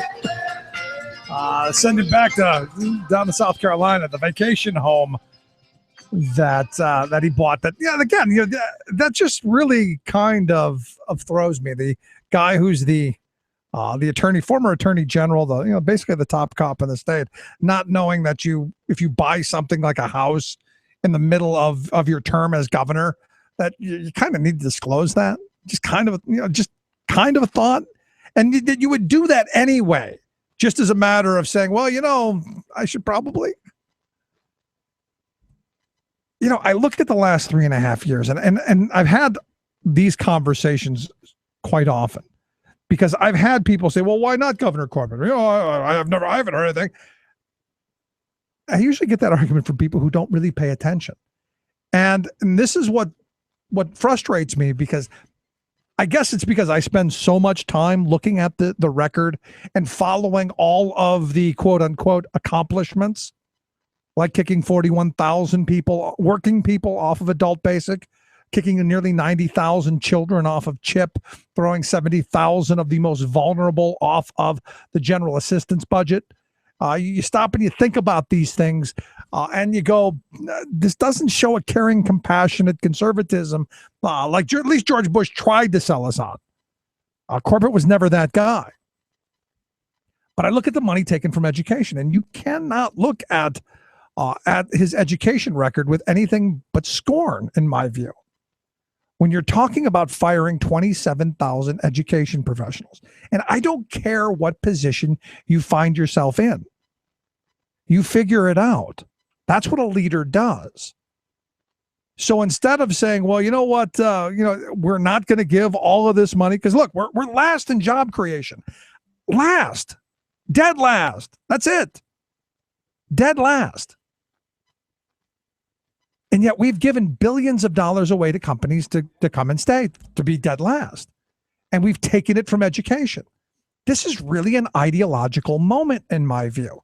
And the sad reality is in this ideological moment, what we've got a situation where the majority of people aren't paying attention, aren't involved, aren't engaged, and aren't going to participate. That's frustrating. The 2010 election that really, in my view, has completely swayed the direction of this country. And give the T-Twits credit. Give the moneyed interests who stoked that flame, give them credit. They were able to get those people to the polls. 39% of the population. Less than 4 in 10 people in this country bothered to vote on that day. And those are only the registered voters. How many are not registered? And that's the thing that just keeps me scratching my head going, gee, what does it take? I've yet to run into anybody who doesn't complain about how things are going. I've yet to run into anybody who says, my job's wonderful. I love everything about it. Most people I talk to are upset about their pay's been frozen or shrinking. And especially when you throw inflation on top of that, their paychecks aren't going as far as they were. Their healthcare costs are going up. Their pensions being squeezed, if they're lucky enough to have one at all. The costs of everything are going up because that's what happens. The costs of permits, the cost of fees, your taxes, all of this stuff going up. Wages not. And I argue that this comes back down to policy of the people we put into political offices. Every year, there should be an increase in the minimum wage because every year prices go up, which means that if every year the minimum wage increased, that means every year everyone's wages would increase a little bit. And that is what the right wing is so afraid of. That's what the corporatists are so afraid of. It's not that you're going to give the poor, the low worker, the minimum wage worker a little bit of a bump. It's that they're afraid of that ripple effect upward. So when you hear these politicians talking about minimum wage, or the Paul Ryans of the world, who, as Robert Kraig pointed out, is all in favor of subsidizing the minimum wage employee with the earned income tax credit, but is against raising the minimum wage, that's the reason why. Because they don't want that ripple effect upward. Because they know that that means less profit for the corporations and less profit for their campaign contributors. It doesn't get any simpler than that. You don't need to examine any more than that reality. I would love to hear someone else's thought, but that's the bottom line in it. And that's what it was during the Reagan years. We're not going to give you a raise, but we'll give you this subsidy to help buoy up the floor, which tells us at the time they were trying to bring everybody else down. And it's what they did masterfully. So while simultaneously going after low-wage workers and not allowing the bottom to rise, just subsidizing the bottom to quell the outrage so they won't go out to vote on election day and they won't throw the bums out. And then going after unions to suppress those wages, and you see it's masterful. It's brilliant. They did an amazing American sales job. They did a Madison Avenue marketing job second to none. And you know what? We kept buying the cancer. We kept buying it. And sadly, we're still buying it. That somehow Reaganomics worked. It didn't. That somehow if you cut taxes, enough jobs are going to be created. It doesn't. When do we stop with the nonsense? When do we wake up to the reality that all of the snake oil salesmen that have been pitching this poison are doing nothing for us and they're the ones benefiting? Doesn't get any simpler than that, folks. Does not get any simpler, which is why I'm hoping, again, I go back to Tuesday, November 4th. That's the day you got to get out and vote. That's the day you gotta take out that anger, take out the frustration. If you see an incumbency behind their name, gone. Right back. You're listening to the Rick Smith Show.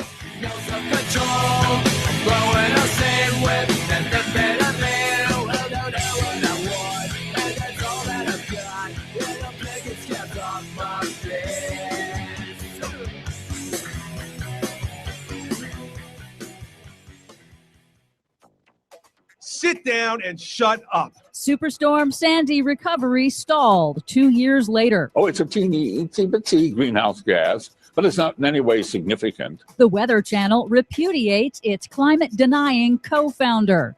Plus, the latest UN climate science report has an important message for you. It is not hopeless. All of that hopelessness and more straight ahead from bradblog.com. I'm Brad Freidman. And I'm Desi Doyen. Stand by for 6 minutes of independent green news, politics, analysis, and snarky comment. This week, sponsored by Koch Industries. We're Koch Industries, not just an energy company. We're in your food, in your pants, and in your home. With our heartfelt devotion to fossil fuels, we make your planet warmer and your water more flammable while lubricating your birds and rearranging your polar bears. We're Koch Industries, the next generation of robber barons, bending the democratic process to our will since 1980. This is your Green News Report, and we approve of this message.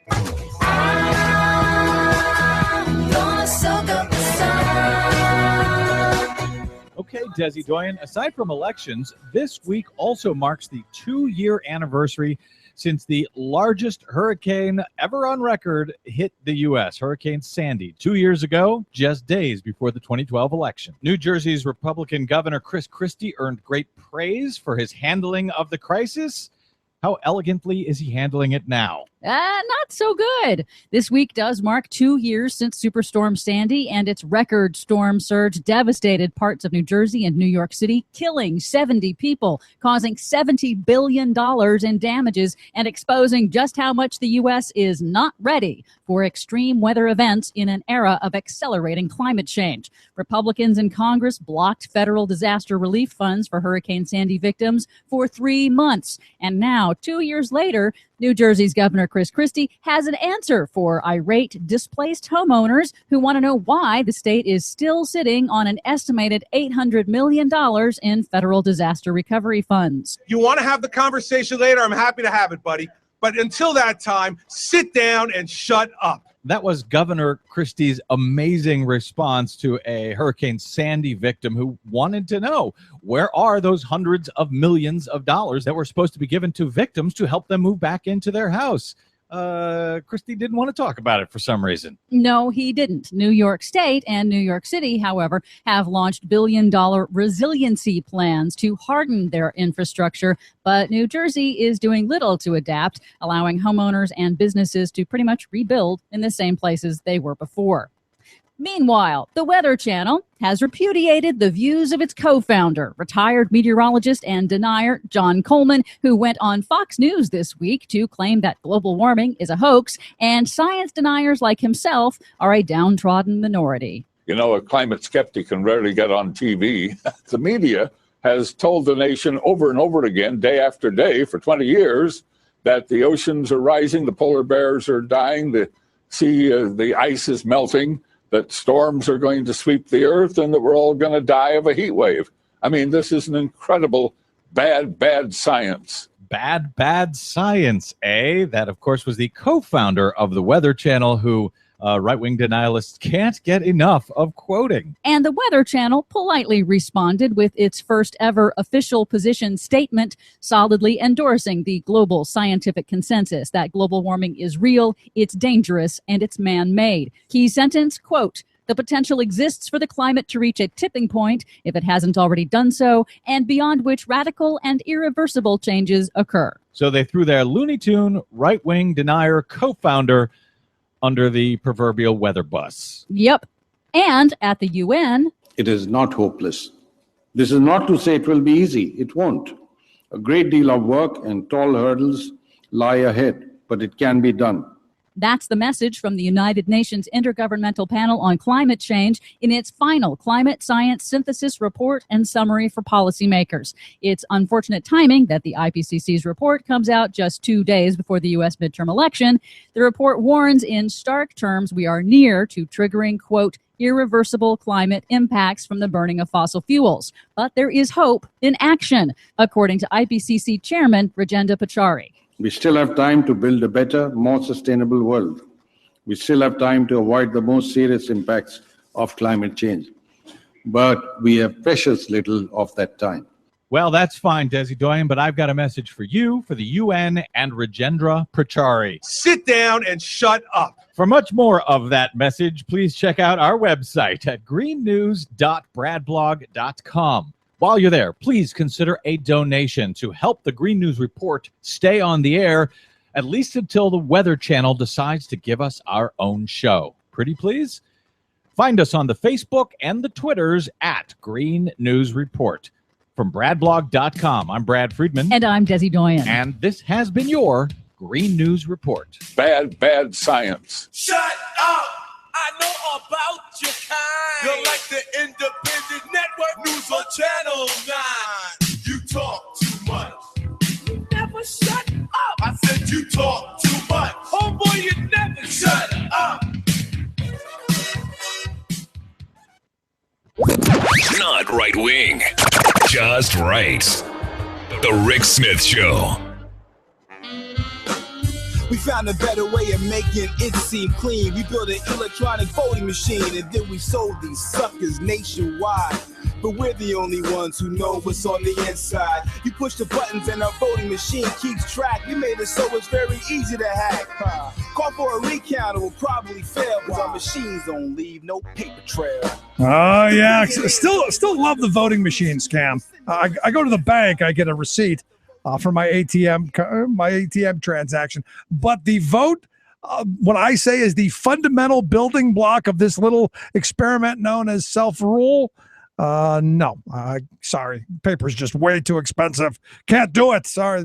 It would just be too hard for the machines to do. Who would have thought of a machine that actually gives you a receipt? Yeah, so that we could actually have a paper trail. Who knew? And to me, again, it goes back to this whole thing where you go, when the people setting this up, it just seems like if they're not trying to steal it, they want us to believe that they're trying to steal it. Anyway, November 4th, got to get out to vote. Hope it's marked on the calendar, tattooed on your forehead, whatever it's got to be. But you got to get out the vote. Here, talk a little bit about what's going on, not just here in Pennsylvania, but across the country as people go to the polls. I've asked Brad Freidman of bradblog.com, also of the Green News Report you just heard. Brad, thanks for taking time for us. Hey, great to be here, Rick. How are you, man? I'm good. I'm looking forward to Tuesday, especially here in Pennsylvania, since I'm pretty sure the polling numbers look pretty good, that our horrible governor is going to be vacationing permanently in the House that he didn't report in South Carolina. You know, you do have a horrible governor. I am sick and tired of writing about your governor over the past 4 years. It seems like it's a contest for dumbest governor in the nation between him and Paul LePage up in Maine. I mean, really. So if nothing else good happens on Tuesday, but Corbett goes away, I think that'll be a great day for the country and certainly for Pennsylvania. Yeah. And listen, there was a couple of points you made in your intro I'd like to speak to real quick. Hit me. For one, Pennsylvania is actually a little bit different than the rest of the country in that your court has determined that on those touchscreen machines you guys use out in Pennsylvania, or at least in many parts of Pennsylvania, a so-called paper trail, actually voter verifiable paper audit trail, VVPAT they call them, would not be constitutional out there. And that is actually a good thing for a couple of reasons. One, you never want to give a receipt when you vote, at least not one that you can leave the polling place with, because that leads to vote buying and selling and so forth. So that's why nowhere in the country, do you have a voting system that gives you a receipt that shows how you voted. Secondly, whether those touchscreen voting machines put out a little VVPAT, those little rolls that a lot of states have that you can't take with you, but you can look to theoretically check it and then it rolls back into the machine. Whether you have one of those or not, touchscreen voting is 100% unverifiable voting, even with the paper trails. They're crap. They're made from garbage, but most importantly, they are 100% unverifiable. No one should ever use a touchscreen voting machine unless they have to, unless they're forced to do so, as many counties out in Pennsylvania and elsewhere in the country still show so little respect for their voters that they require them to use those 100% unverifiable voting systems. No, I'm with you on the voting. I think we go back to a pen and a piece of paper. Yes, sir. The way it should be. But it just seems odd to me that I don't know that, and you're probably exactly right, that I don't actually know the piece of paper that they would spit out to me is accurate.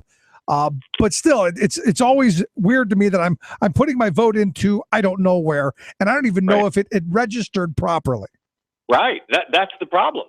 So even if there was that little receipt that rolled by and goes back into the machine, you would still not know that the machine registered your vote correctly. And that's the problem. It's really sort of seen as like a panacea. Oh, let's add a paper trail to this touchscreen machine.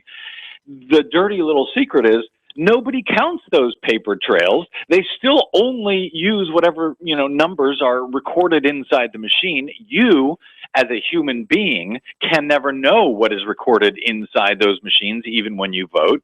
And that's why that's just one of the reasons, frankly, why it's an absolute insane system. It's an insult to the voters, and it's just remarkable that we're still using that system in so many states in 2014. But it just seems to me, Brad, that most people have already given up on that fight. It's here to stay. It seems that there doesn't seem, and maybe you're the guy who's up on this. There doesn't seem to be a movement to try and chuck these machines. Well, there is. Most states that have them, I mean, by now we were supposed to have touchscreen voting everywhere in the country. But fortunately, a lot of election integrity advocates, and you got some great folks out in Pennsylvania, by the way, on the ground who have been fighting this for years. Most folks have been able to, most states have stopped adding those touchscreens, and most of them are actually moving away from it. So I suspect Pennsylvania will eventually move away from it as well. There's really only a handful of states left who still use those horrible machines. So there is a move back to paper ballots in most of the country. There's another disturbing trend that's happening starting out here in Los Angeles that may spread again to the rest of the country, and that's going back again to touch screens, but this time with a computer-printed ballot, a computer-printed paper ballot, which is equally unverifiable. I won't get into the details there. But for the most part, no, people have realized that a hand-marked paper ballot is the way to go. It's the only way that it's actually verifiable. And I suspect Pennsylvania, once they replace the terrible machines that are used in much of the state, they will be replacing them with paper ballots. So, no, they're not here to stay. Keep up the fight. And if you can't vote on Election Day on a paper ballot, then try to use absentee ballot if possible in Pennsylvania. Anything you can do to turn in a hand-marked paper ballot. And if it's absentee, by the way, try to drop it off on Election Day at the precinct or the county headquarters instead of mailing it in, because unfortunately the mailbox is sort of the ultimate black box these days when it comes to ballots. Let me ask you this, because I was under the impression the absentee, especially here in my county, you had to have a verifiable reason while you're not around to be able to show up to the polls. Wouldn't that be something that would invalidate your ability to vote absentee if you just showed up? If you have, it could actually, if you're in a state that has, most states now have no fault absentee voting. So if you want to vote by mail, if you want to request an absentee ballot, you can do so. Pennsylvania is tough, man. They're really making it tough on you guys. And so, yeah, if that is the law in your town that you have to, or in your state that you have to have a reason for not being able to get to the polls on Election Day, then yeah, you may be screwed. Now, I'm not sure. You might want to check with your county. A lot of states that, give voters these touchscreen machines also actually offer paper ballots if you ask for them. And I don't have the rules for Pennsylvania right in front of me, but I know that is the case in a lot of states where voters go to the polls and they point them towards an unverifiable touchscreen machine. If you know enough to say, no, I'd like to vote on a paper ballot, then you will be given one. I don't know if that's the case in Pennsylvania or not, though. Well, you have given me a mission for Tuesday. Outside of just the normal, I'm showing up anyway, now I have a mission. Let's look around the country, Brad. I mean, let's say we get away from the touchscreen machines. There are going to be ways for the vote to be suppressed or things to be rigged, I'm sure. But as we're seeing now, there seem to be a couple of things at play. You've got the throwing people off the voting rolls because their name may sound like that of a felon somewhere. You've got the, oops, we just didn't put any of your registrations in. Seem to be a lot of these suppression tactics going around.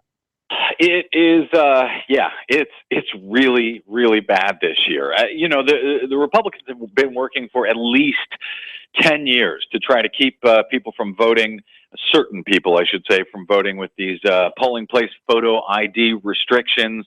Now we're seeing it finally for the first time. I've been covering what Texas has been trying to do for a decade, and finally this year will be the first federal election where their strict polling place photo ID restriction is allowed to be in place, even though it imperils the votes of 600,000 registered voters who are already registered, voters who have voted there for years in Texas. The judge found it unconstitutional, a poll tax, purposely discriminatory, and yet the Supreme Court still is allowing it to be used in this election, which is just incredible to me. It's probably not going to stand up thereafter. We'll see, because I mean it's just clearly unconstitutional and discriminatory. But it's being allowed to be used this year. And I should also add, in Texas, they've had an ID requirement for every single voter at the polling place since 2003. So a lot of times I hear Democrats talking about, voter ID is a bad idea. No, voter ID is fine as long as it's reasonable ID, as it used to be in Texas, where they were allowed driver's license, bank statements, tax returns, all kinds of ways to identify oneself at the polling place. That's what they've been doing for 10 years in Texas without a problem. The state, after a full trial, was only able to show 2 cases of polling place impersonation that have happened over the past 10 years in Texas out of more than 20 million votes cast. And yet, that was with the old law, with the old voter ID law. And yet, they still want to impose this photo ID restriction because they know it's going to disproportionately keep certain voters from voting, like minorities and the elderly and the poor and the students and so on and so forth. So that's what it's all about. The judge called it out, plain and simple. Unfortunately, the decision was made too close to the election, apparently, because the Supreme Court said, you can't change any laws at the last minute right before an election. Apparently, no matter what the law is, no matter how many voters are going to be discriminated against. And we are seeing that right now in spades in Texas as people are being turned away from the polls. It's heartbreaking. 93-year-old veterans turned away, people who have, born and raised there all their lives, been voting in every election, now told they can no longer vote. It's really horrible. And Texas is just one state where that's going on. It's going on everywhere, and it's appalling, frankly. What's bothersome to me, though, is you say, it won't last after this election. But what about this election? You still end up with the misgotten fruits. And you end up in a situation where you've got these people who do horrible things. I mean, I go back to 2000, and I believe the 2000 election changed the history of this country irreparably forever. And we can't go back and undo it. But you end up with these kind of situations, and it's maddening. You're absolutely right. And I wasn't saying that by way of saying, it's okay, it's only this one election. I'm saying it by way of maybe offering some hope that I think once we get beyond this election, a lot of these photo ID laws are going to eventually get before the Supreme Court, and they may be knocked down finally, once and for all across the country. So, no comfort in that for the moment, because you're right. These people are going to be discriminated against this year. This right that people have, fought and died for in this country is being taken away from them, blatantly taken away from them by Republicans who pretend they give a damn about constitutional rights. They don't. So it's absolutely appalling. But I've also seen a lot of Republicans running around saying, the Supreme Court has ruled this photo ID restrictions are just fine. No, they haven't. The only reason this is being allowed to move forward this election in Texas is because the decision in the court that, just struck down the law came too late for the Supreme Court, who, has decided they have this precedent that you can't change the laws right before the election. So that was the only reason, and just beware of those Republicans out there who are lying to the American public and saying, the Supreme Court found this law was just fine. No, they didn't. They did not rule on the merits of this case. The appellate court even agreed that plaintiffs are likely to be disenfranchised here. So this battle lies ahead, and you're right. We are going to have to pay the price for quite some time after this year's election, because of what the court is allowing in places like Texas, North Carolina, Ohio, and so forth. Let me ask you last line of questioning. Chris Christie said something at the I think it was the Chamber of Commerce dinner recently, that basically trying to get them to open their wallets, I guess, for Rick Scott down there in Florida, and Kasich in Ohio, and Walker in Wisconsin, asking the faithful if they want Christ or Mary Burke or Ed Fitzgerald in charge of the voting mechanisms, or do they want the Republicans? And my first thought was, I don't want any politician in charge of the voting mechanism. Any movement, and you're the guy who would know, any movement to try and get some of this away from the political machinery? I mean, I look at the gerrymandering that's going on in this state, and it's wow. Still allowed to go on, and I can't believe it. Yeah, and I'm sure it did not escape your notice that, excuse me, Chris Christie was worried about the, quote, voting mechanisms in 3 key states that'll be, very important in 2016 when he believes he'll be running for president. He was talking about Florida, Wisconsin, and Ohio. So what he was doing was trying to look out for himself.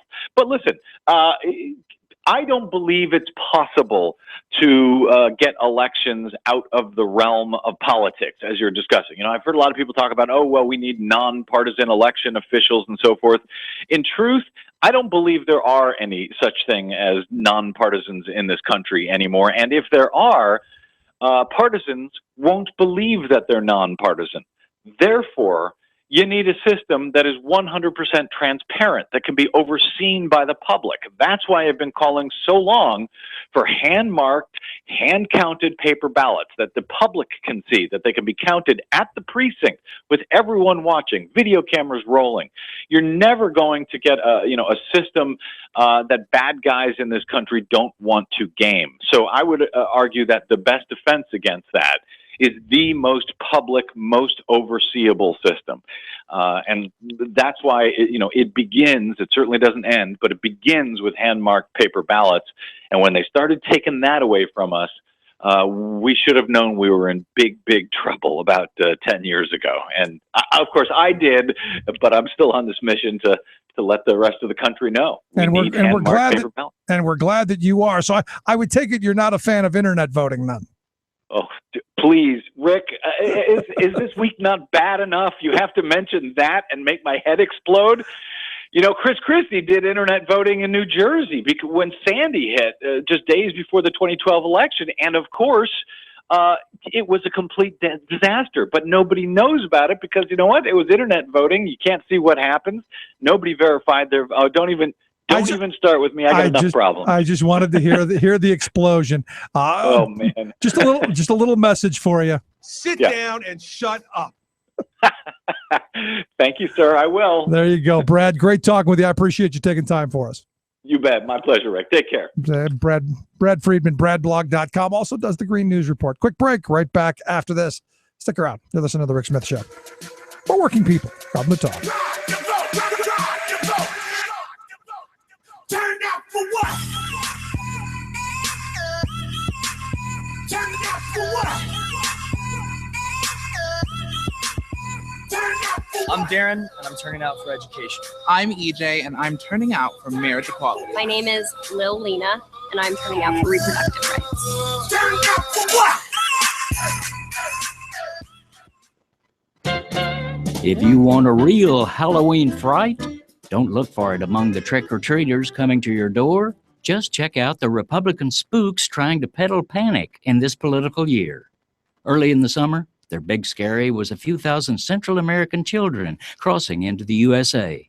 This sent such excitables as Governor Rick Oops Perry skittering from one Fox News show to another, warning darkly that the children were agents of death who should be packed on buses pronto and shipped back to the rapes, gang warfare, and intractable poverty they were fleeing. But oops, the kids turned out to be, well, kids. No threat at all. So the Frady Cats found a new fear to stoke: terrorists. Yes, squeal panicky GOP Congress creditor Duncan Hunter in early October. No less than 10 of the murderous Islamic terrorists from Syria and Iraq had been caught sneaking into the U.S. across our Mexican border. Duncan was implying that Islamic devils were coming to behead your entire family.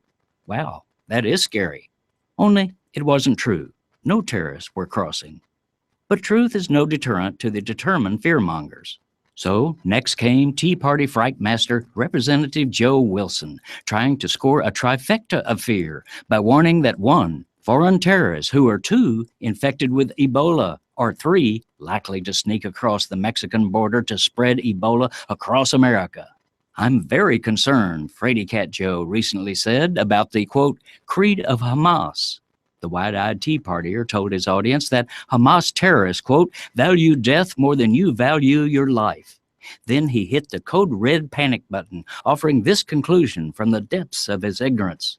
Part of their creed would be to bring persons who have Ebola into our country. This is Jim Hightower saying, what's truly scary is that these screwballs actually hold positions of public authority in America. Hightower's commentaries are brought to you by the Hightower Lowdown, the monthly newsletter with Hightower's populist take on what the powers that be are up to. Find out more at hightowerlowdown.org. Would you dive 14 feet deep in the Susquehanna to keep a bridge safe? Would you spend night after night with prisoners to keep your community safe? Would you spend Christmas Eve plowing snow to keep roads safe? AFSCME members do. Men and women who choose to serve in public service. Mine inspectors, 911 dispatchers, healthcare workers, parole agents. You may not think about them, but no, they're all thinking about you. This message brought to you by AFSCME Council 13. Well, I'm mighty proud of one thing I did trying to educate my suburban kid. I had Arnie Duncan lend me a helping hand. He took my call without hesitating. Then my kid got a spot at Walter Payton, and I gave that school $250 grand. I want charter schools in every town where the kids are poor and black or brown. You know, I've even got a school named after me. And I could have sent my own kid there, but I'm a wealthy man, and it's only fair that her school be largely white and bourgeoisie. So Springfield, get out the welcome mat. What this state needs is a plutocrat, a slashing, burning, union busting guy. I'll hammer and shake that Capitol dome like it's a grandma stuck in a nursing home. Hey, Grandma, it's time to say goodbye. Ah, yes, goodbye, Granny. To the curb with you. Matt Farmer's song. If you missed Matt's interview yesterday, you can check out the podcast at thericksmithshow.com.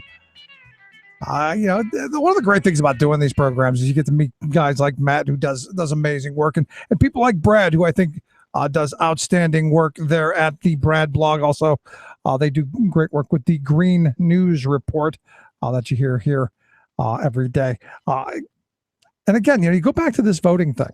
I've said for years I'd like to go back to the paper and a pencil. Paper and a pen, big magic marker. Just don't need to be much brighter than putting an X on a piece of paper. And you go back to Florida. I mean, one of the gimmicks that they used in Florida, how many people think that in Miami you found a whole bunch of old Jewish women who were voting for Pat Buchanan? Not an awful lot. And when we started to complicate things, by having these weird ballot setups, the butterfly ballots and all of this other stuff, making it more complicated than this is the guy I want. Just very interesting to me. And, I've always been on the bandwagon of the paper ballot, of piece of paper and a pen. Sadly, though, I've been led, and I'm hoping Brad's right. I'm hoping there's a movement of people out there. Heaven knows they're not easily for me to find, of people who are fighting back against this. And good, he gave me something to do on Tuesday to seek a paper ballot at the poll when I go to vote, because and I guess part of it is we're just led to believe there are no alternatives, that this is what we have to do. We don't have any other choice. It is what it is, and I guess you get into that mentality that this is what we're stuck with. Because I've hated those machines from the beginning. I remember fighting against them right from the very beginning. And then, when there's no other outrage, you kind of go, okay, well, we seem to have moved on. Now we need to make it more accountable, which is where my thought of, having a paper trail comes out of. Because at least, and look, and I agree with Brad, whenever you add this computer component to it, there's no way to verify. I've always been in the mindset, you get the piece of paper that comes out of the machine, you check it over, you drop it into a box right there. This way there isn't, as he was saying, going outside and making sure that you voted the right way. You look at it, you put it in the box. This way the machine and the box have to match so that you're still counting the votes. And you're tabulating, but eventually someone has to count all of the votes. I mean, if we're going to maintain the electronic box, I do think at some level we need to have the accountability and the transparency that Brad so rightly calls for. Just is exactly what it is. I'm going to take a quick break. Right back after this. A little bit more of the Matt Farmer song, Plutocrat. I like this song. Now I know it's become the latest craze, but I try not to talk about marrying gays. Social issues bring my numbers down. The same is true for reproductive rights. I don't want to pick any needless fights. I'll be a blank slate until I win that crown. I've got my own economic plan, but like H.G. Wells' Invisible Man, the details, well, they're mighty hard to see. And I do my best to avoid the stage if they want me to talk about the minimum wage, because I'd rather have those people work for free. So Springfield, get out the welcome mat. What this state needs is a plutocrat, a slash and burn in union busting guy. You're listening to The Rick Smith Show. For more information, go to thericksmithshow.com. If you've missed any portion of the program, you can download the podcast at thericksmithshow.com. You're listening to WIN, Workers Independent News, a production of Diversified Media Enterprises. I'm Doug Cunningham. We're here to announce the largest action of registered nurses in the history of the United States on health and safety. We're talking about anywhere between, well, in California, 50,000 nurses, and then if you look at the nation, probably up to 100,000 nurses who will be taking action on November the 12th for safety standards. National Nurses United's Roseanne DeMauro. The nurses say that 18,000 Kaiser Permanente nurses in California gave their strike notice Thursday. It'll be a 2-day strike. The nurses union says hospitals in the U.S. are not really ready for an Ebola outbreak and are lying when they say they are prepared. So on November 12th, nurses in a national day of action will be on the picket lines and doing other local actions nationwide to demand hospitals take their concerns about preparedness and protection of nurses and patients seriously. Waukegan, Illinois, striking teachers could welcome students back into class Monday. A tentative agreement ending the strike was reached early Thursday. Waukegan Teachers Council President Kathy Schwartz said the agreement is a compromise between the union and the board and ends a long, trying process for all parties involved. If the striking teachers approve the deal, teachers could be in classrooms Friday to prepare for the 17,000 students returning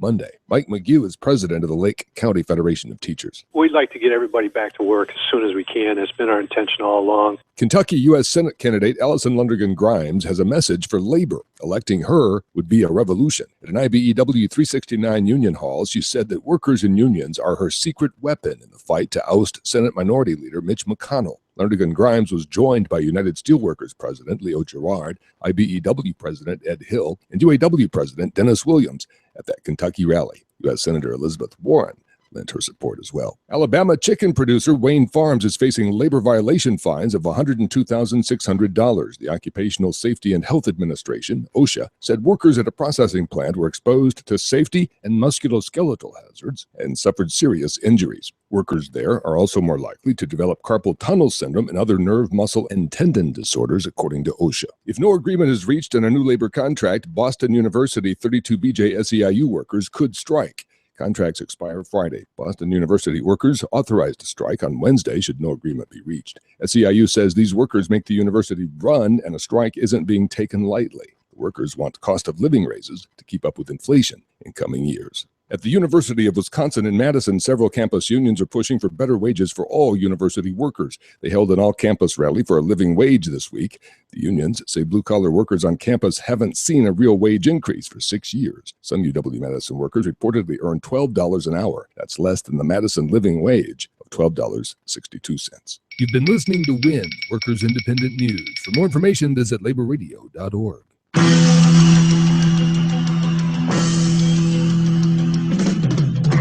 Monday morning feels so bad.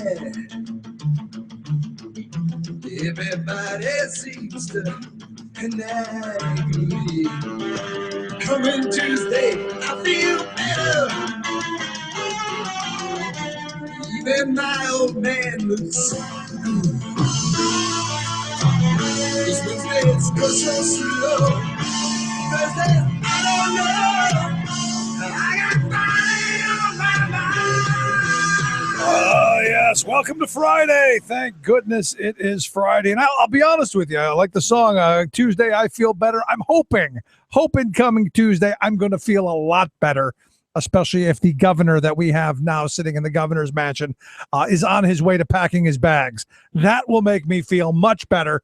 And it'd be nice to see Democrats pick up a couple of the other gubernatorial seats that have gone to crazy acts. So we'll see. And that's the reason. It's the reason you play the game.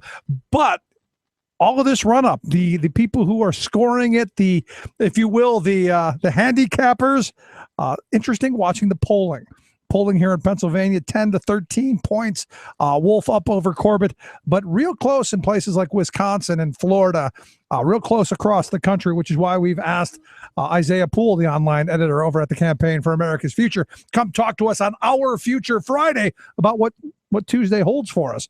Isaiah, thanks for taking time for us. Oh, very much appreciate it. So, you look here in Pennsylvania, it hasn't really been an exciting race. The entire year, Tom Wolf, the Democratic challenger, has been far, far ahead. In fact, 10 right now, 10 points up is the lowest he's been all year.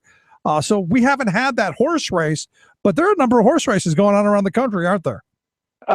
Exactly. Earlier this week, I looked at 5 states where there are actually 7 states where there are incumbent Republican governors. Pennsylvania, one of them. Pennsylvania is the only one of those races where there's a clear winner, and the clear winner, as you said, is not the Republican; it's the Democrat Tom Wolf. And all of the other races, they're within 3 or 4 or 5 points. Michigan's probably the one where the Republican has something of a lead. But Rick Scott, Charlie Crist in Florida, neck and neck. Nathan Deal and Jason Carter in Georgia, neck and neck. Brownback is behind in Kansas, but that's within the margin of error.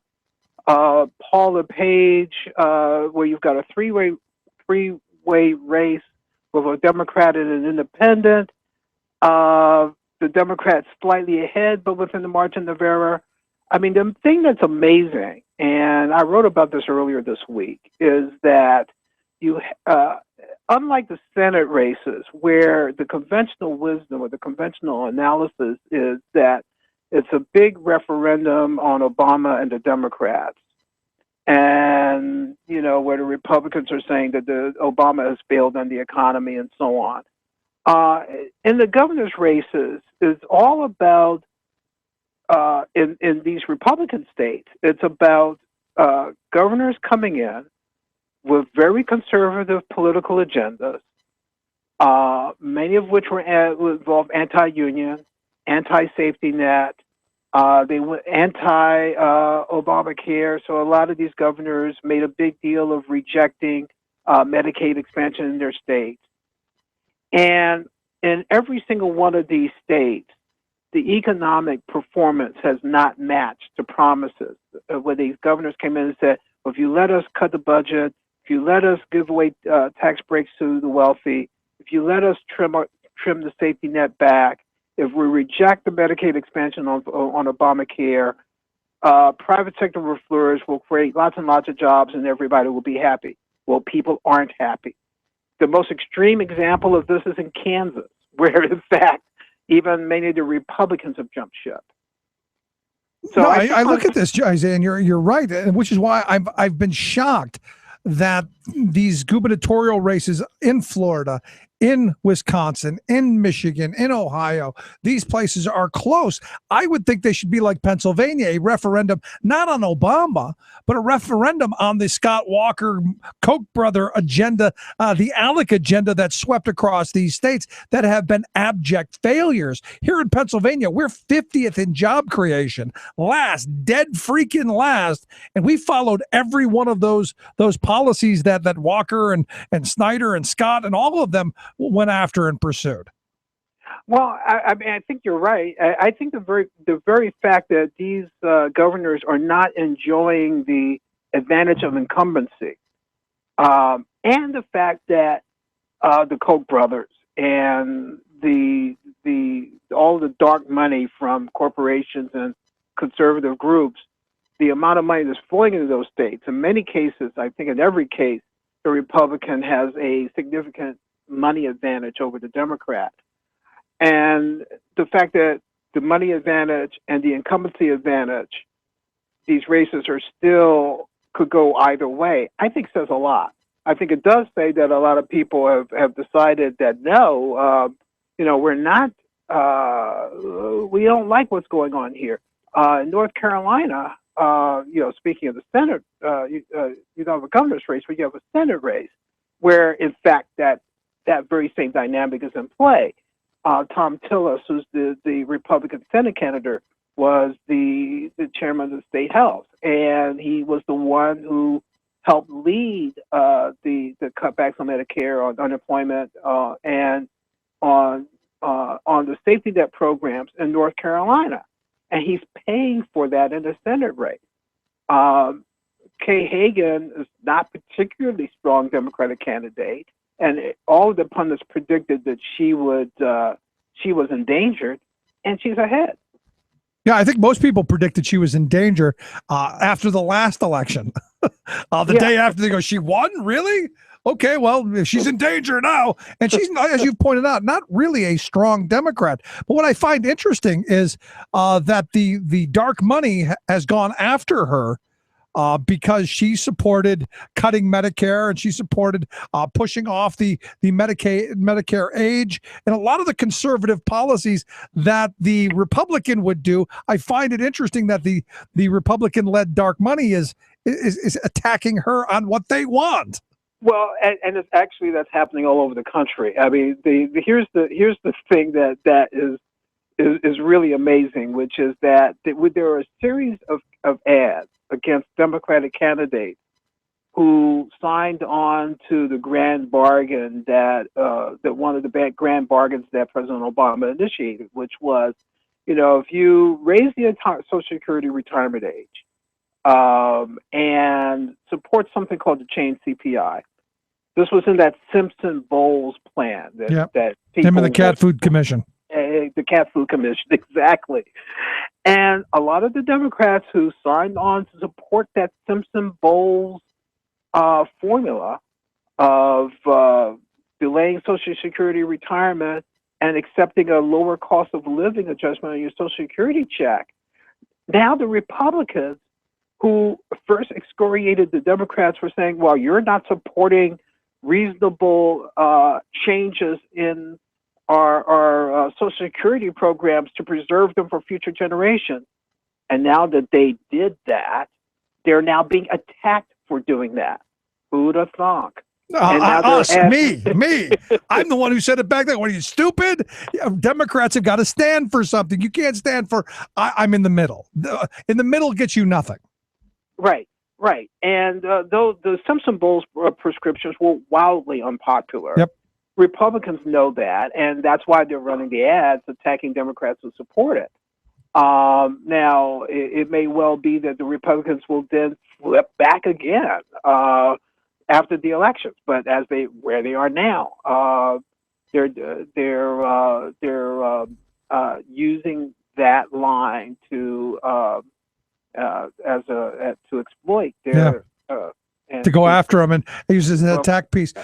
Also in the Senate, one of the races that I've been following, actually two of them that I've been following closely, the one in Iowa and the one in New Hampshire. But first, the one in Iowa, I've met Tom Harkins on a number of occasions, a really decent, good human being. I think a great senator, retiring. I can't imagine. And I guess just like I couldn't imagine, Scott Brown winning Teddy Kennedy's seat, I can't imagine the woman who her claim to fame is she castrated hogs, being the senator that replaces somebody I think is as good a human being as Tom Harkins. But I think you have something. You have this phrase called low information voters, and if all you see is the Joni Ernst hog castration ad, or some of the other ads that she's put out where she's sort of this tough-talking woman who looks like she's going to go in and clean up Washington. And if that's all you hear, that's kind of what you go with. I mean, there are nice ads and so on, and people are kind of upset with how the economy is going, and she's giving some hints that she's aware of that. But this is where you really need to dig below the surface and talk about what would happen if a Joni Ernst, if you not only have a Joni Ernst, but you'll have 51, 52, 53 Joni Ernsts running the Senate. And that is a very dangerous thing. As I think I've said to you before, the thing that I feared the most is that we have a Republican-controlled Senate at the time when the economic recovery, which is already mediocre, runs out of steam. And at the time when more stimulus is called for, at a time when we need government then to step in and pump up the economy again. They're going to gridlock it. They're going to gridlock it instead, Yeah. and it will make things worse. And what I fear, and what I've talked about on the program, my greatest fear of Republicans taking the Senate is then we see fast track, we see the Trans-Pacific Partnership, we see TAFTA, we see the answer to that economic crisis that you're talking about is more of the same things that got us into the mess, like these bad free trade agreements, like more tax cuts, and unfortunately, I see Obama going along with it. Well, Obama, that would be the one thing that Obama would go along with it. I mean, you're exactly right. There will be a week of action against fast-tracking the Trans-Pacific Trade Partnership after the election. And that's going to be a very important week because you're going to have to mobilize people and educate people about this because they will hear the free trade rhetoric, and they're not going to understand what exactly that means, what the implications are of those agreements. A lot of the implications of that are going to be horrific. I've just read an article just a couple of days ago that discusses what happens to medicine prices when you allow pharmaceutical companies to lock in these long-term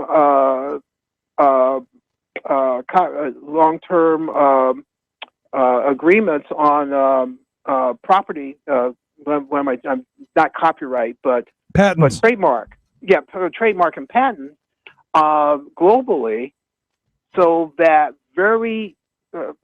imagine if we come up with a medicine that effectively treats Ebola, but the single pharmaceutical company that has it decides to charge $10,000 a dose.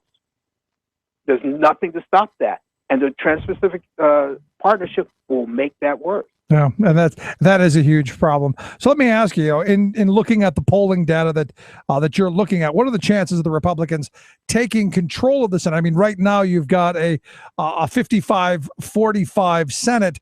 Actually, you've got the two independents caucusing with the Democrats, which give them the 55-45.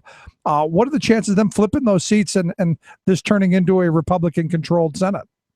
I'm going to hold out a little bit of hope, and the reason why I do is because I've been seeing in my inbox the last 24 hours some reports from various races out in the field about early voter turnout, and the key is that the Obama voters who came out in 2012 have to come out again in 2014.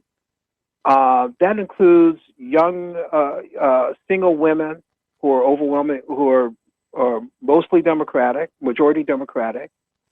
Various polls are split on where the youth vote will go, but the best polls show that they're still majority Democratic. African Americans are still 85 to 95% Democratic in most of these states. So if those blocks come out, and if the Latino vote gets over its resentment, which I think is a very big hurdle, their resentment over the failure to move on immigration policy, and decides, well, maybe we should come out anyway, then I think there's a chance that the Senate will stay in Democratic hands. It's a slim chance, but it's a chance. Or it ends up Joe Biden being the most powerful man in the Senate. That may be true. It may depend on Biden, but I think there, most pundits are giving the Senate to the Republicans. I wouldn't be too hasty on that. What last question? What race are you going to be watching closely on Tuesday night? What's the one you're looking at? I'm real curious about Georgia, because I think if you could flip Georgia to Democrat, and also I really love the I'm looking at all of the governor's races, but Georgia is going to be interesting. If that's a takeaway in Georgia, it means that we've begun that the story that we've seen emerging about demographic change in the South, becoming more minority, more people of color, more Latinos, more young people, more people coming out from under their grip of that conservative ideology that took root there in the 1980s and 1990s.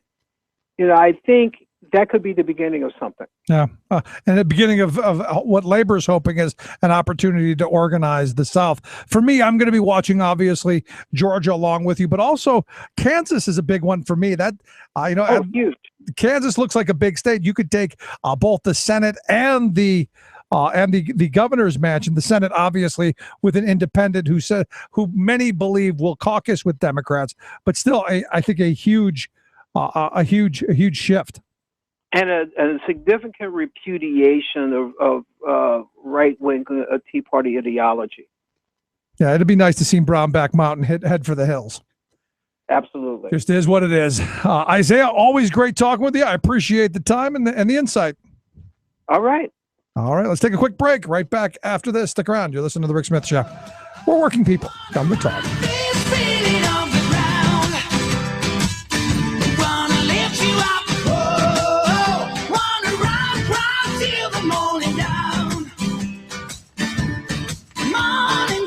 Together, we can make America better. The Rick Smith Show. From Boston, Massachusetts, this is Your World in Two. I'm your host, Luke Vargas, with the Talk Radio News Service. The West African nation of Burkina Faso has plunged into turmoil. Today, demonstrators looted and then burned parliament and other government buildings.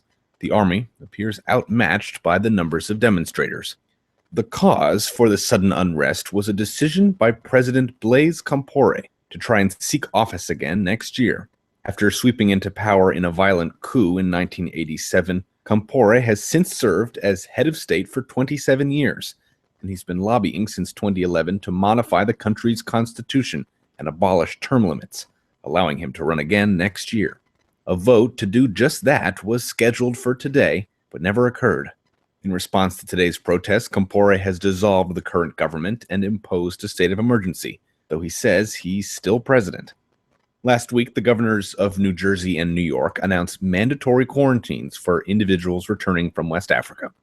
That policy resulted in one nurse, who wasn't displaying symptoms, being ordered into a 21-day quarantine, and it drew criticism from the United Nations and public health experts around the country, who argued such bans are not grounded in good science. Perhaps in response to those criticisms, New York Governor Andrew Cuomo and New York City Mayor Bill de Blasio today announced steps that would guarantee job security for health workers if they left the state to help fight Ebola in West Africa. In a statement, Cuomo said that, quote, public health in West Africa and the public health in New York are interconnected. According to the governor's office, the initiative will be modeled on benefits and rights provided to military reservists. It would include compensation to individuals and their families affected by quarantines upon their return. For more global news headlines, visit talkradionews.com. Tales of American Political History with Clinton Porter Hackney. We've been covering the story of the huge impact our Declaration of Independence had on the American Revolution. On July 4th, 1776, the Congress adopted the final Declaration and ordered it to be printed and distributed throughout the world. This was our founding fathers at their best.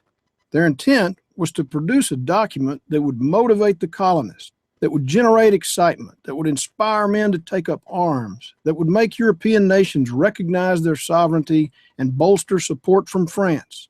And the distribution of the Declaration did all that. It was such a success that it perhaps took John Adams over the top in a speech he gave the next month. Said Adams, "We are now in the midst of a very real revolution, the most complete, unexpected, and remarkable of any in the history of nations." And maybe they were. This is Clinton Porter Hackney at cphackney.com. Chances are, when you took a shower this morning, an AFSCME member made sure that water was clean. When you drove to work, an AFSCME member maintained the road. When you rode an elevator, an AFSCME member inspected it. I'm David Philman, Executive Director of AFSCME Council 13, the American Federation of State, County, and Municipal Employees. AFSCME members enforce regulations, keep prisoners behind bars, take care of patients, protect the environment, and more. The work isn't glamorous, the salaries aren't high, but AFSCME members serve the public in every aspect of our daily lives. Chances are, you'll never see that AFSCME member working in a sewage plant, diving underwater to repair a bridge, or answering a 911 call. But aren't you glad they do? For more information, visit AFSCME13.org. We are AFSCME.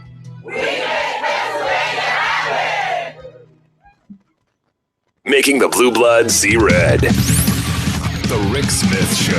Welcome to the new dark ages. Yeah, I hope you're living right. These are the new dark ages. And the world might end tonight. Oh, yeah, the world may end. Happy Halloween. The world may end tonight because evidently killer clowns. Yes, killer clowns are coming, according to Alex Jones. And I love Alex Jones. I agree with nothing that comes out of his mouth, but he is amazing at self-promotion and, hey, look at me over here, and coming up with some really crazy you-know-what. Evidently, according to his program and the folks over there, that there's the rise of the killer clowns. Killer clowns are coming! So it's not bad enough that, the conspiracy theorists are out there, screaming, the end of the world's coming from, all of these different places. It's, the black flags and the government doing this and lizards from outer space and chemtrails and guns being confiscated. No, now I've got to worry about killer clowns because they're coming. And this comes from the John Wayne Gacy thing. They're trying to get everybody afraid of John Wayne Gacy, who, oddly enough, I was just talking about with one of the kids the other day, that there was actually a killer clown. Maybe someone's got my house bugged. That could be what it is. Anyway, they point to Gacy and say, he was a member of the Democratic Party and a psychopathic killer clown known as Pogo the Clown. So what the premise is there are a bunch of kids who are unemployed. People don't have jobs, so they're going to turn into killer clowns. Evidently, there have been a couple of places where people have dressed up as clowns, with axes or stuff, to scare people. I guess somewhere in the UK it started, and now they've found people, like in California, a handful of crazy people who dress up, and I find it funny that now I've got to be afraid of clowns. Just scary on so many levels. When the reality is look, the basic underlying premise is, look, you've got a lot of young people who have nothing to do. There are no jobs. And we should be making sure that there are opportunities for people to get jobs and to move forward and to do all those things so that they don't dress up to be killer clowns and kill people as killer clowns. I'm still struggling with the killer clown thing. I really am. But I guess it's Halloween, and why not? Why not talk about killer clowns on Halloween? I just can't get it out of my head. Last night, my kids out to do the trick or treat thing. I'll go knocking on doors, begging for candy, and the kids had a great time. My son was just all thrilled with himself. He dressed up as a vampire bat. And he was running around saying, have a good day. And nobody got the fact that he was a vampire bat, and to him it was daytime since bats are nocturnal. But for an 8-year-old, that's really in-depth kind of thinking, and I'm proud of him. But I'm still kind of frustrated by the fact that my local community will not allow Thanksgiving, not allow Halloween to be on Halloween. And as I've been told, the whole purpose is because we don't want them causing mischief. So great. I've got a 6 and an 8-year-old now who are all sugared up, bouncing off the walls, trying to get them to bed. Thanks. That's so much better. It is what it is. Anyway, gonna take a quick break. Right back. Stick around. Talk Radio News Service next.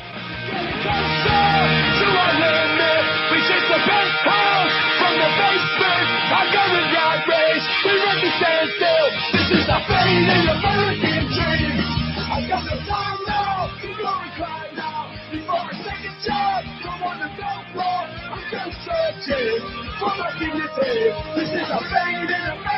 dream. This is a fading American dream. This is a fading American dream. You're listening to The Rick Smith Show. Sit down and shut up. Superstorm Sandy recovery stalled 2 years later. Oh, it's a teeny, itsy-bitsy greenhouse gas, but it's not in any way significant. The Weather Channel repudiates its climate-denying co-founder. Plus, the latest UN climate science report has an important message for you. It is not hopeless. All of that hopelessness and more straight ahead from bradblog.com. I'm Brad Freidman. And I'm Desi Doyen. Stand by for 6 minutes of independent green news, politics, analysis, and snarky comment. This week, sponsored by Koch Industries. We're Koch Industries, not just an energy company. We're in your food, in your pants, and in your home. With our heartfelt devotion to fossil fuels, we make your planet warmer and your water more flammable while lubricating your birds and rearranging your polar bears. We're Koch Industries, the next generation of robber barons, bending the democratic process to our will since 1980. This is your Green News Report, and we approve of this message.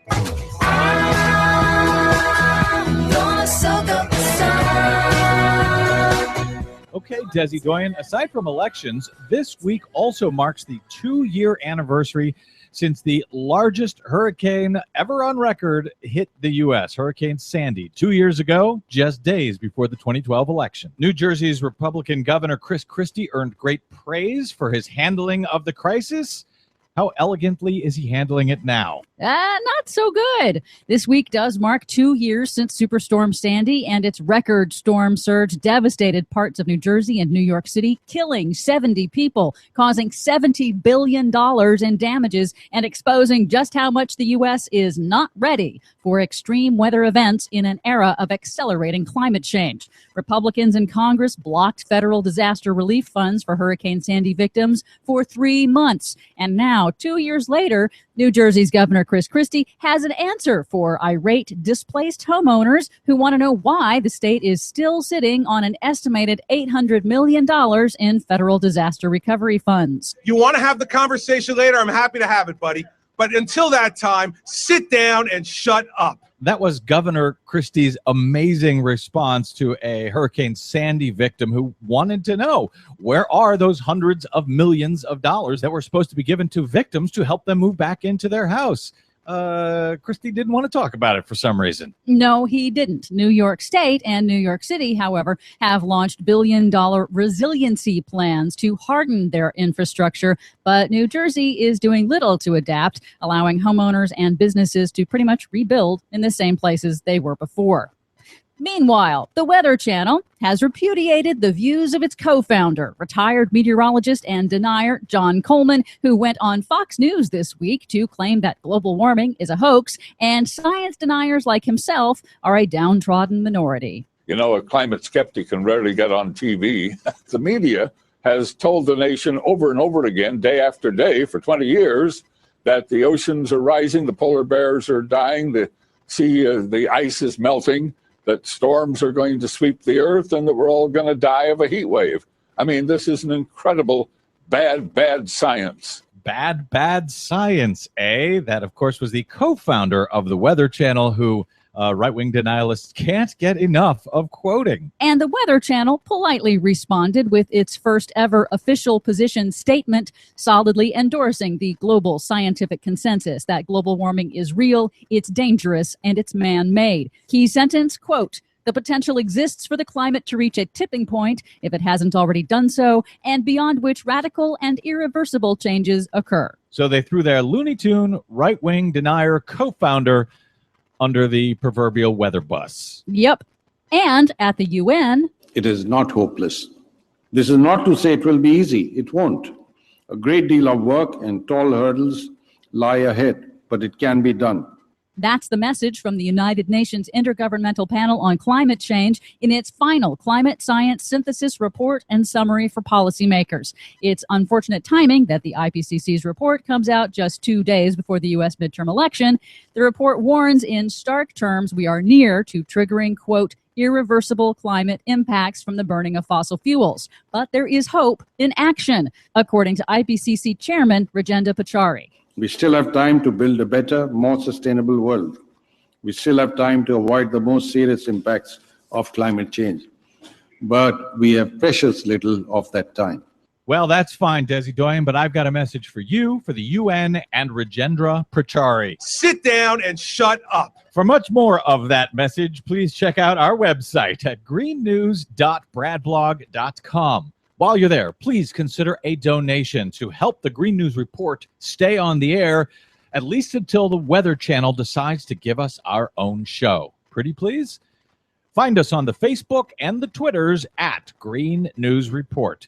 From bradblog.com, I'm Brad Freidman. And I'm Desi Doyen. And this has been your Green News Report. Bad science. Shut up! I know about your kind. You're like the independent network news on Channel 9. You talk too much. The most important issues of the day. This is the Rick Smith Show. I got news for you. It's going down. Before you come home and tell me you're not angry. Welcome back to the Rick Smith Show. Check out the website, thericksmithshow.com. Another one of those funny stories that came across today that I go, I got to go check this out for myself. Evidently, a woman in Canada has sued Google because when the Google car came by and took her picture for the Street View thing, they got her sitting on the porch of her home with her friends hanging out. So you see a whole bunch of cleavage hanging out of her little tiny tube top.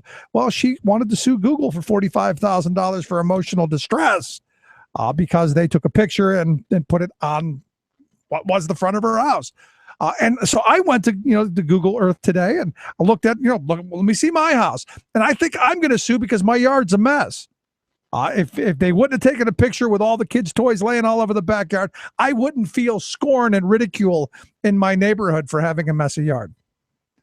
It's just dumb to me. Anyway, the court gave her $2,250 for her emotional distress, and they have blurred her house out of the picture. And my first thought is, if you don't want anyone looking, why sit out on your porch? What about all the people that drove by? Never mind. Anyway, let's find out what's going on around the world and in Washington, D.C. Justin Duckham, Talk Radio News Service. Justin, thanks for taking time for us. Hey, great to be here, Rick, as always. So what do you think? Halloween. Happy Halloween at you as well. So what do you think? If you're sitting out on your porch with your whole behind hanging out and they take a picture of it, should you get any money out of that?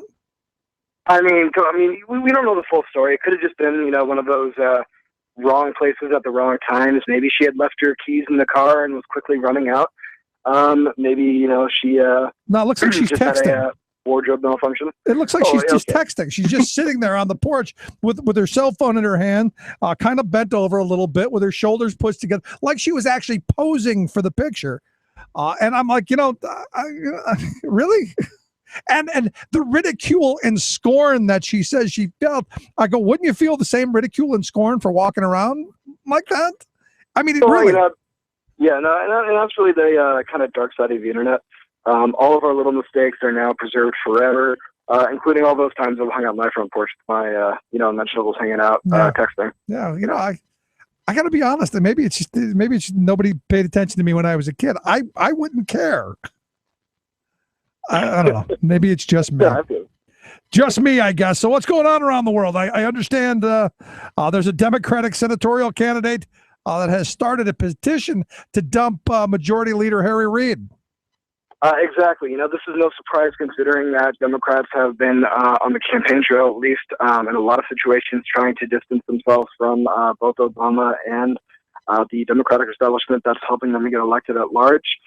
So this is in North Dakota. This is Rick Weiland, South Dakota. Rick Weiland, who is currently running for Senate, who is launching a petition calling for the replacement of Senator Harry Reid as the Majority Leader for the upper chamber, saying that this is a fight he intends to continue for no matter how long it takes, meaning that even if he isn't elected, he's going to apparently continue to set his sights on Reid.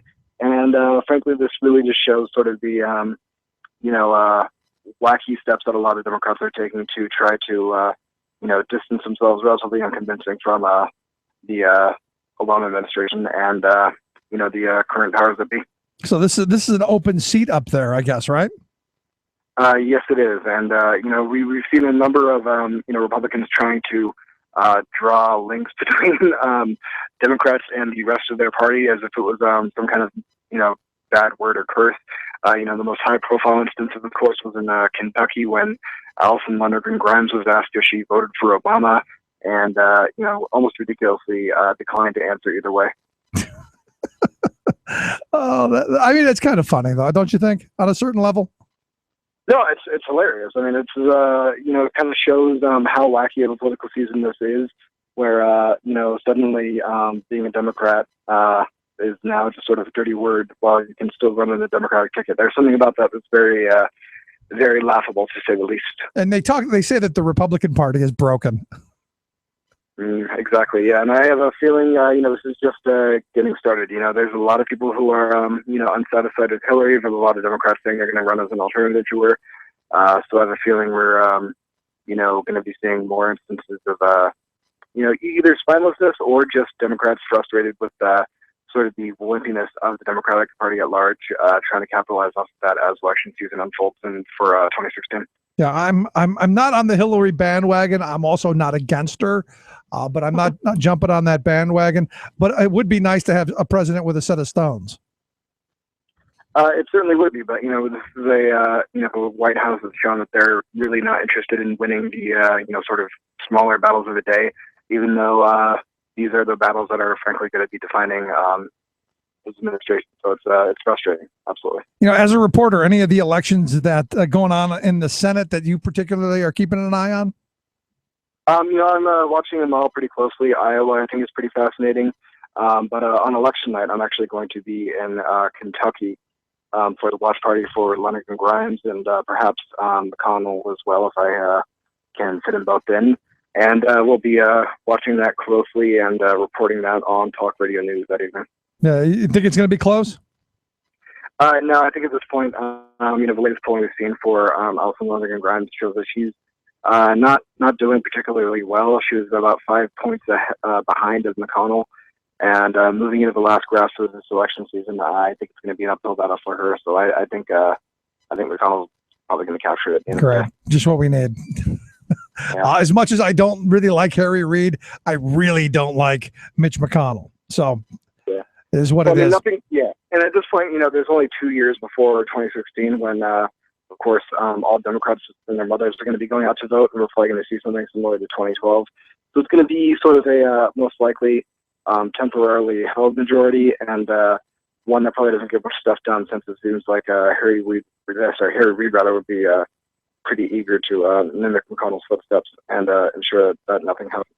Wow, so you actually think that there was a chance of anything getting done regardless? Wow, that's pretty interesting. Imagine that, right?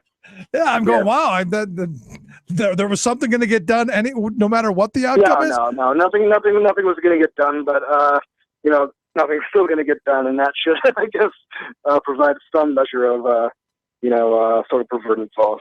There you go. Okay, so I got some new Ebola guidelines for the Department of Defense, huh? Yeah, this is something that they announced today. This is going to be for the civilians who are serving within the Defense Department in West Africa, of which there really isn't that many, under triple digits to be sure.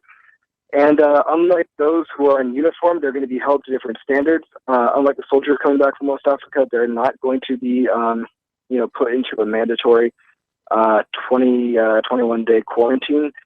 Instead, according to the Pentagon, they're going to be given two options. One of them is going to be self-monitoring, in which they're going to be submitting twice daily temperature checks prescribed by the Center for Disease Control, and also being required to stay in their, home areas in general instead of, movements beyond that. And they're not going to be given leave duty or temporary additional duty outside the local area.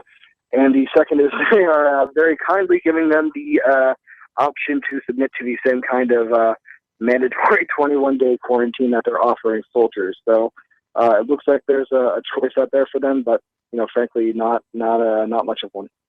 But it all sounds voluntary. What if you're like this woman in Maine who's said, I feel fine, so screw you, I'm going wherever I want?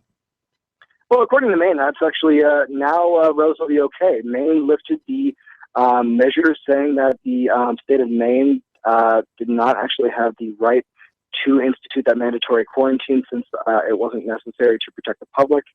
And this, of course, is happening after we've seen quite a bit of, vitriol aimed at Miss Hickox for essentially going against the quarantine, fighting against it, essentially being brought home at the end of the day, and then sort of showing defiance by deciding to go on a brief bike ride away from the general direction of town after she was, making headlines. Now, as I understand, there's some kind of an agreement where she's supposed to stay a certain distance from people, right? I mean, because there's got to be something in this that goes, you just can't, like if you had AIDS, there are laws on the books that says you can't go out spreading that around. The same thing applies here, right? Well, she doesn't have Ebola. That we know of. That, as I understand, and I'm not one of the people screaming and running for the hills, but there's a 21-day possible incubation period where you could test negative for it today and positive for it tomorrow.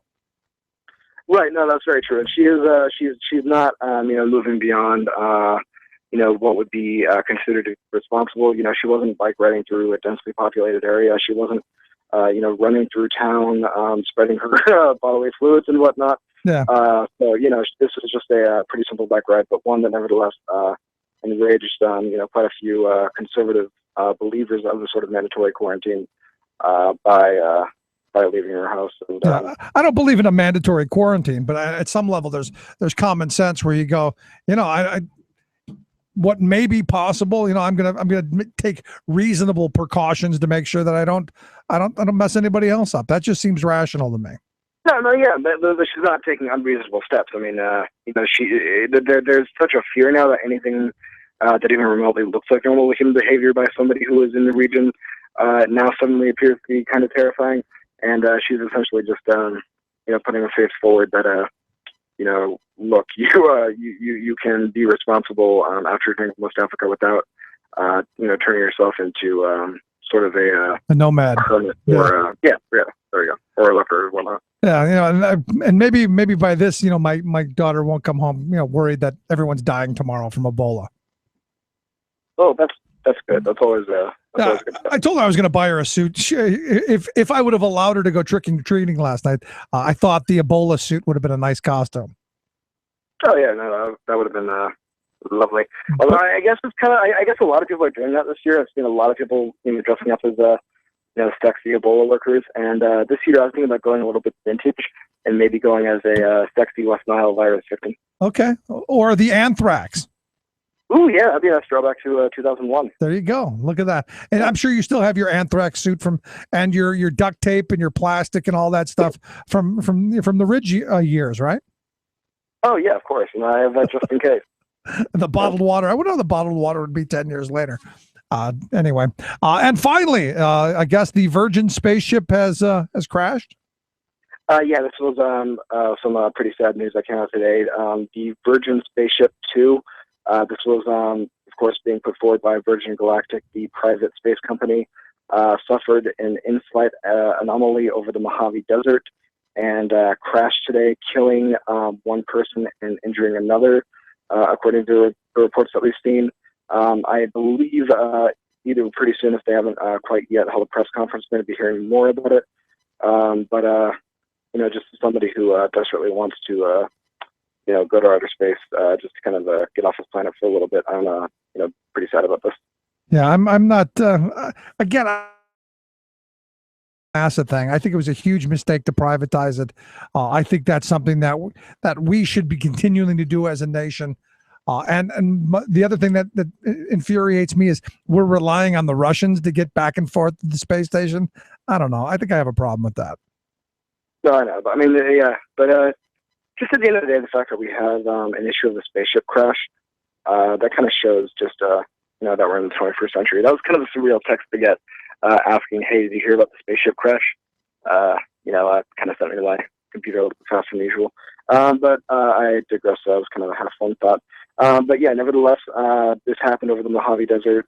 This is going to be researched, and this was the first time in 9 months that the spaceship had flown. So it looks like it's off to a rocky start. Yeah, at best. When I first saw the headline, I thought there was actually a spaceship invasion, and the aliens were coming for us with their probes. I was thinking about something like Roswell related. Just not to make light of the situation. Somebody died, but you hear the word spaceship crash, and it kind of sends your mind wandering pretty quickly. Yep, the green guy's coming out with the big eyes. Yeah, I'm with you. I've been to Roswell. I know. Oh my God, me too. I actually just I made my friends when I was in New Mexico drive me 5 hours out of the way to go see Roswell, which, as you know, of course, is sort of a dumpy little New Mexican town. Yes. And I enjoyed it regardless. Yeah, well, that's not the lesson is. My mother-in-law was born there, which explains an awful lot about her. Zing! Oh. Boom, boom, boom. There you go. And on that, we will end. Justin, always great talking with you, man. Happy Halloween. See you. Yeah, all righty. Justin Duckham, Talk Radio News Service. Quick break. Right back. Stick around. You're listening to The Rick Smith Show.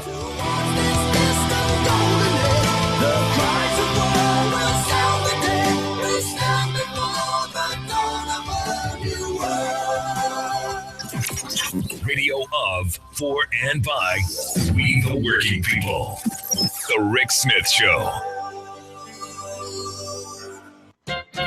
If you want a real Halloween fright, don't look for it among the trick-or-treaters coming to your door. Just check out the Republican spooks trying to peddle panic in this political year. Early in the summer, their big scary was a few thousand Central American children crossing into the USA. This sent such excitables as Governor Rick Oops Perry skittering from one Fox News show to another, warning darkly that the children were agents of death who should be packed on buses pronto and shipped back to the rapes, gang warfare, and intractable poverty they were fleeing. But oops, the kids turned out to be, well, kids. No threat at all. So the Fraidy Cats found a new fear to stoke: terrorists.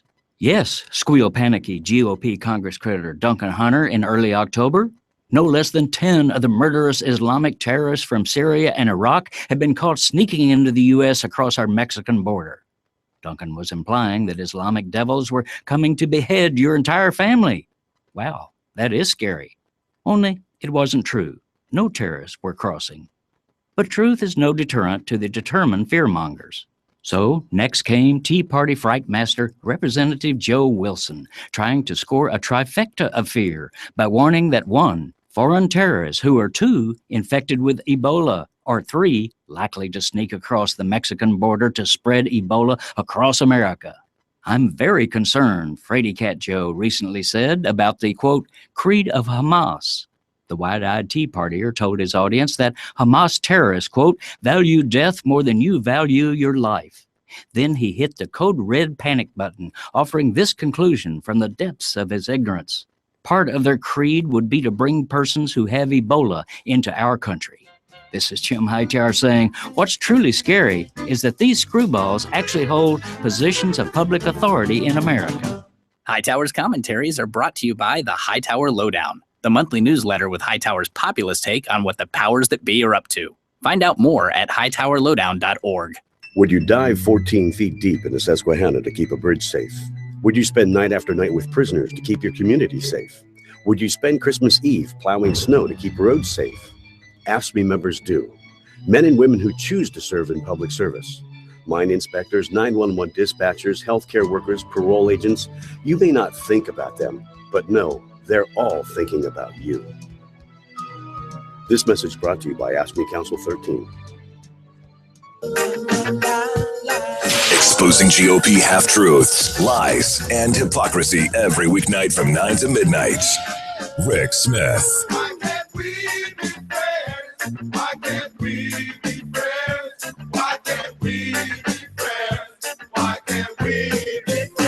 Oh yeah, well, I'm telling you, over the weekend, you're gonna hear a lot of stuff banging around. I'm still expecting the Corbett campaign to put up something, some kind of lies, misinformation, something. I really haven't seen much come out of them, and it's one of those things that's, kind of shocking to me. I expected something. Anyway, 2016, we haven't done the 2014 election, but the 2016 presidential election just around the corner. 2 short years and then election time, that's just around the corner. But the Ronald Reagan Presidential Foundation, they announced yesterday that they want to hold a presidential debate to be televised there at the Reagan Library in California in September of 2015, in the heart of the big election there. And I'm going, 2015, we're going to have the first debate over a year in advance. And I guess, wow. It'll be interesting. Now, what I would like to see, a full-scale battle royale. I would like to see not just a Republican debate, but a Republican and Democratic debate where they're in a cage, in a big circle, Democrat, Republican, all in a big circle, and kind of a fight to the death kind of thing. I still think Hillary would come out on top.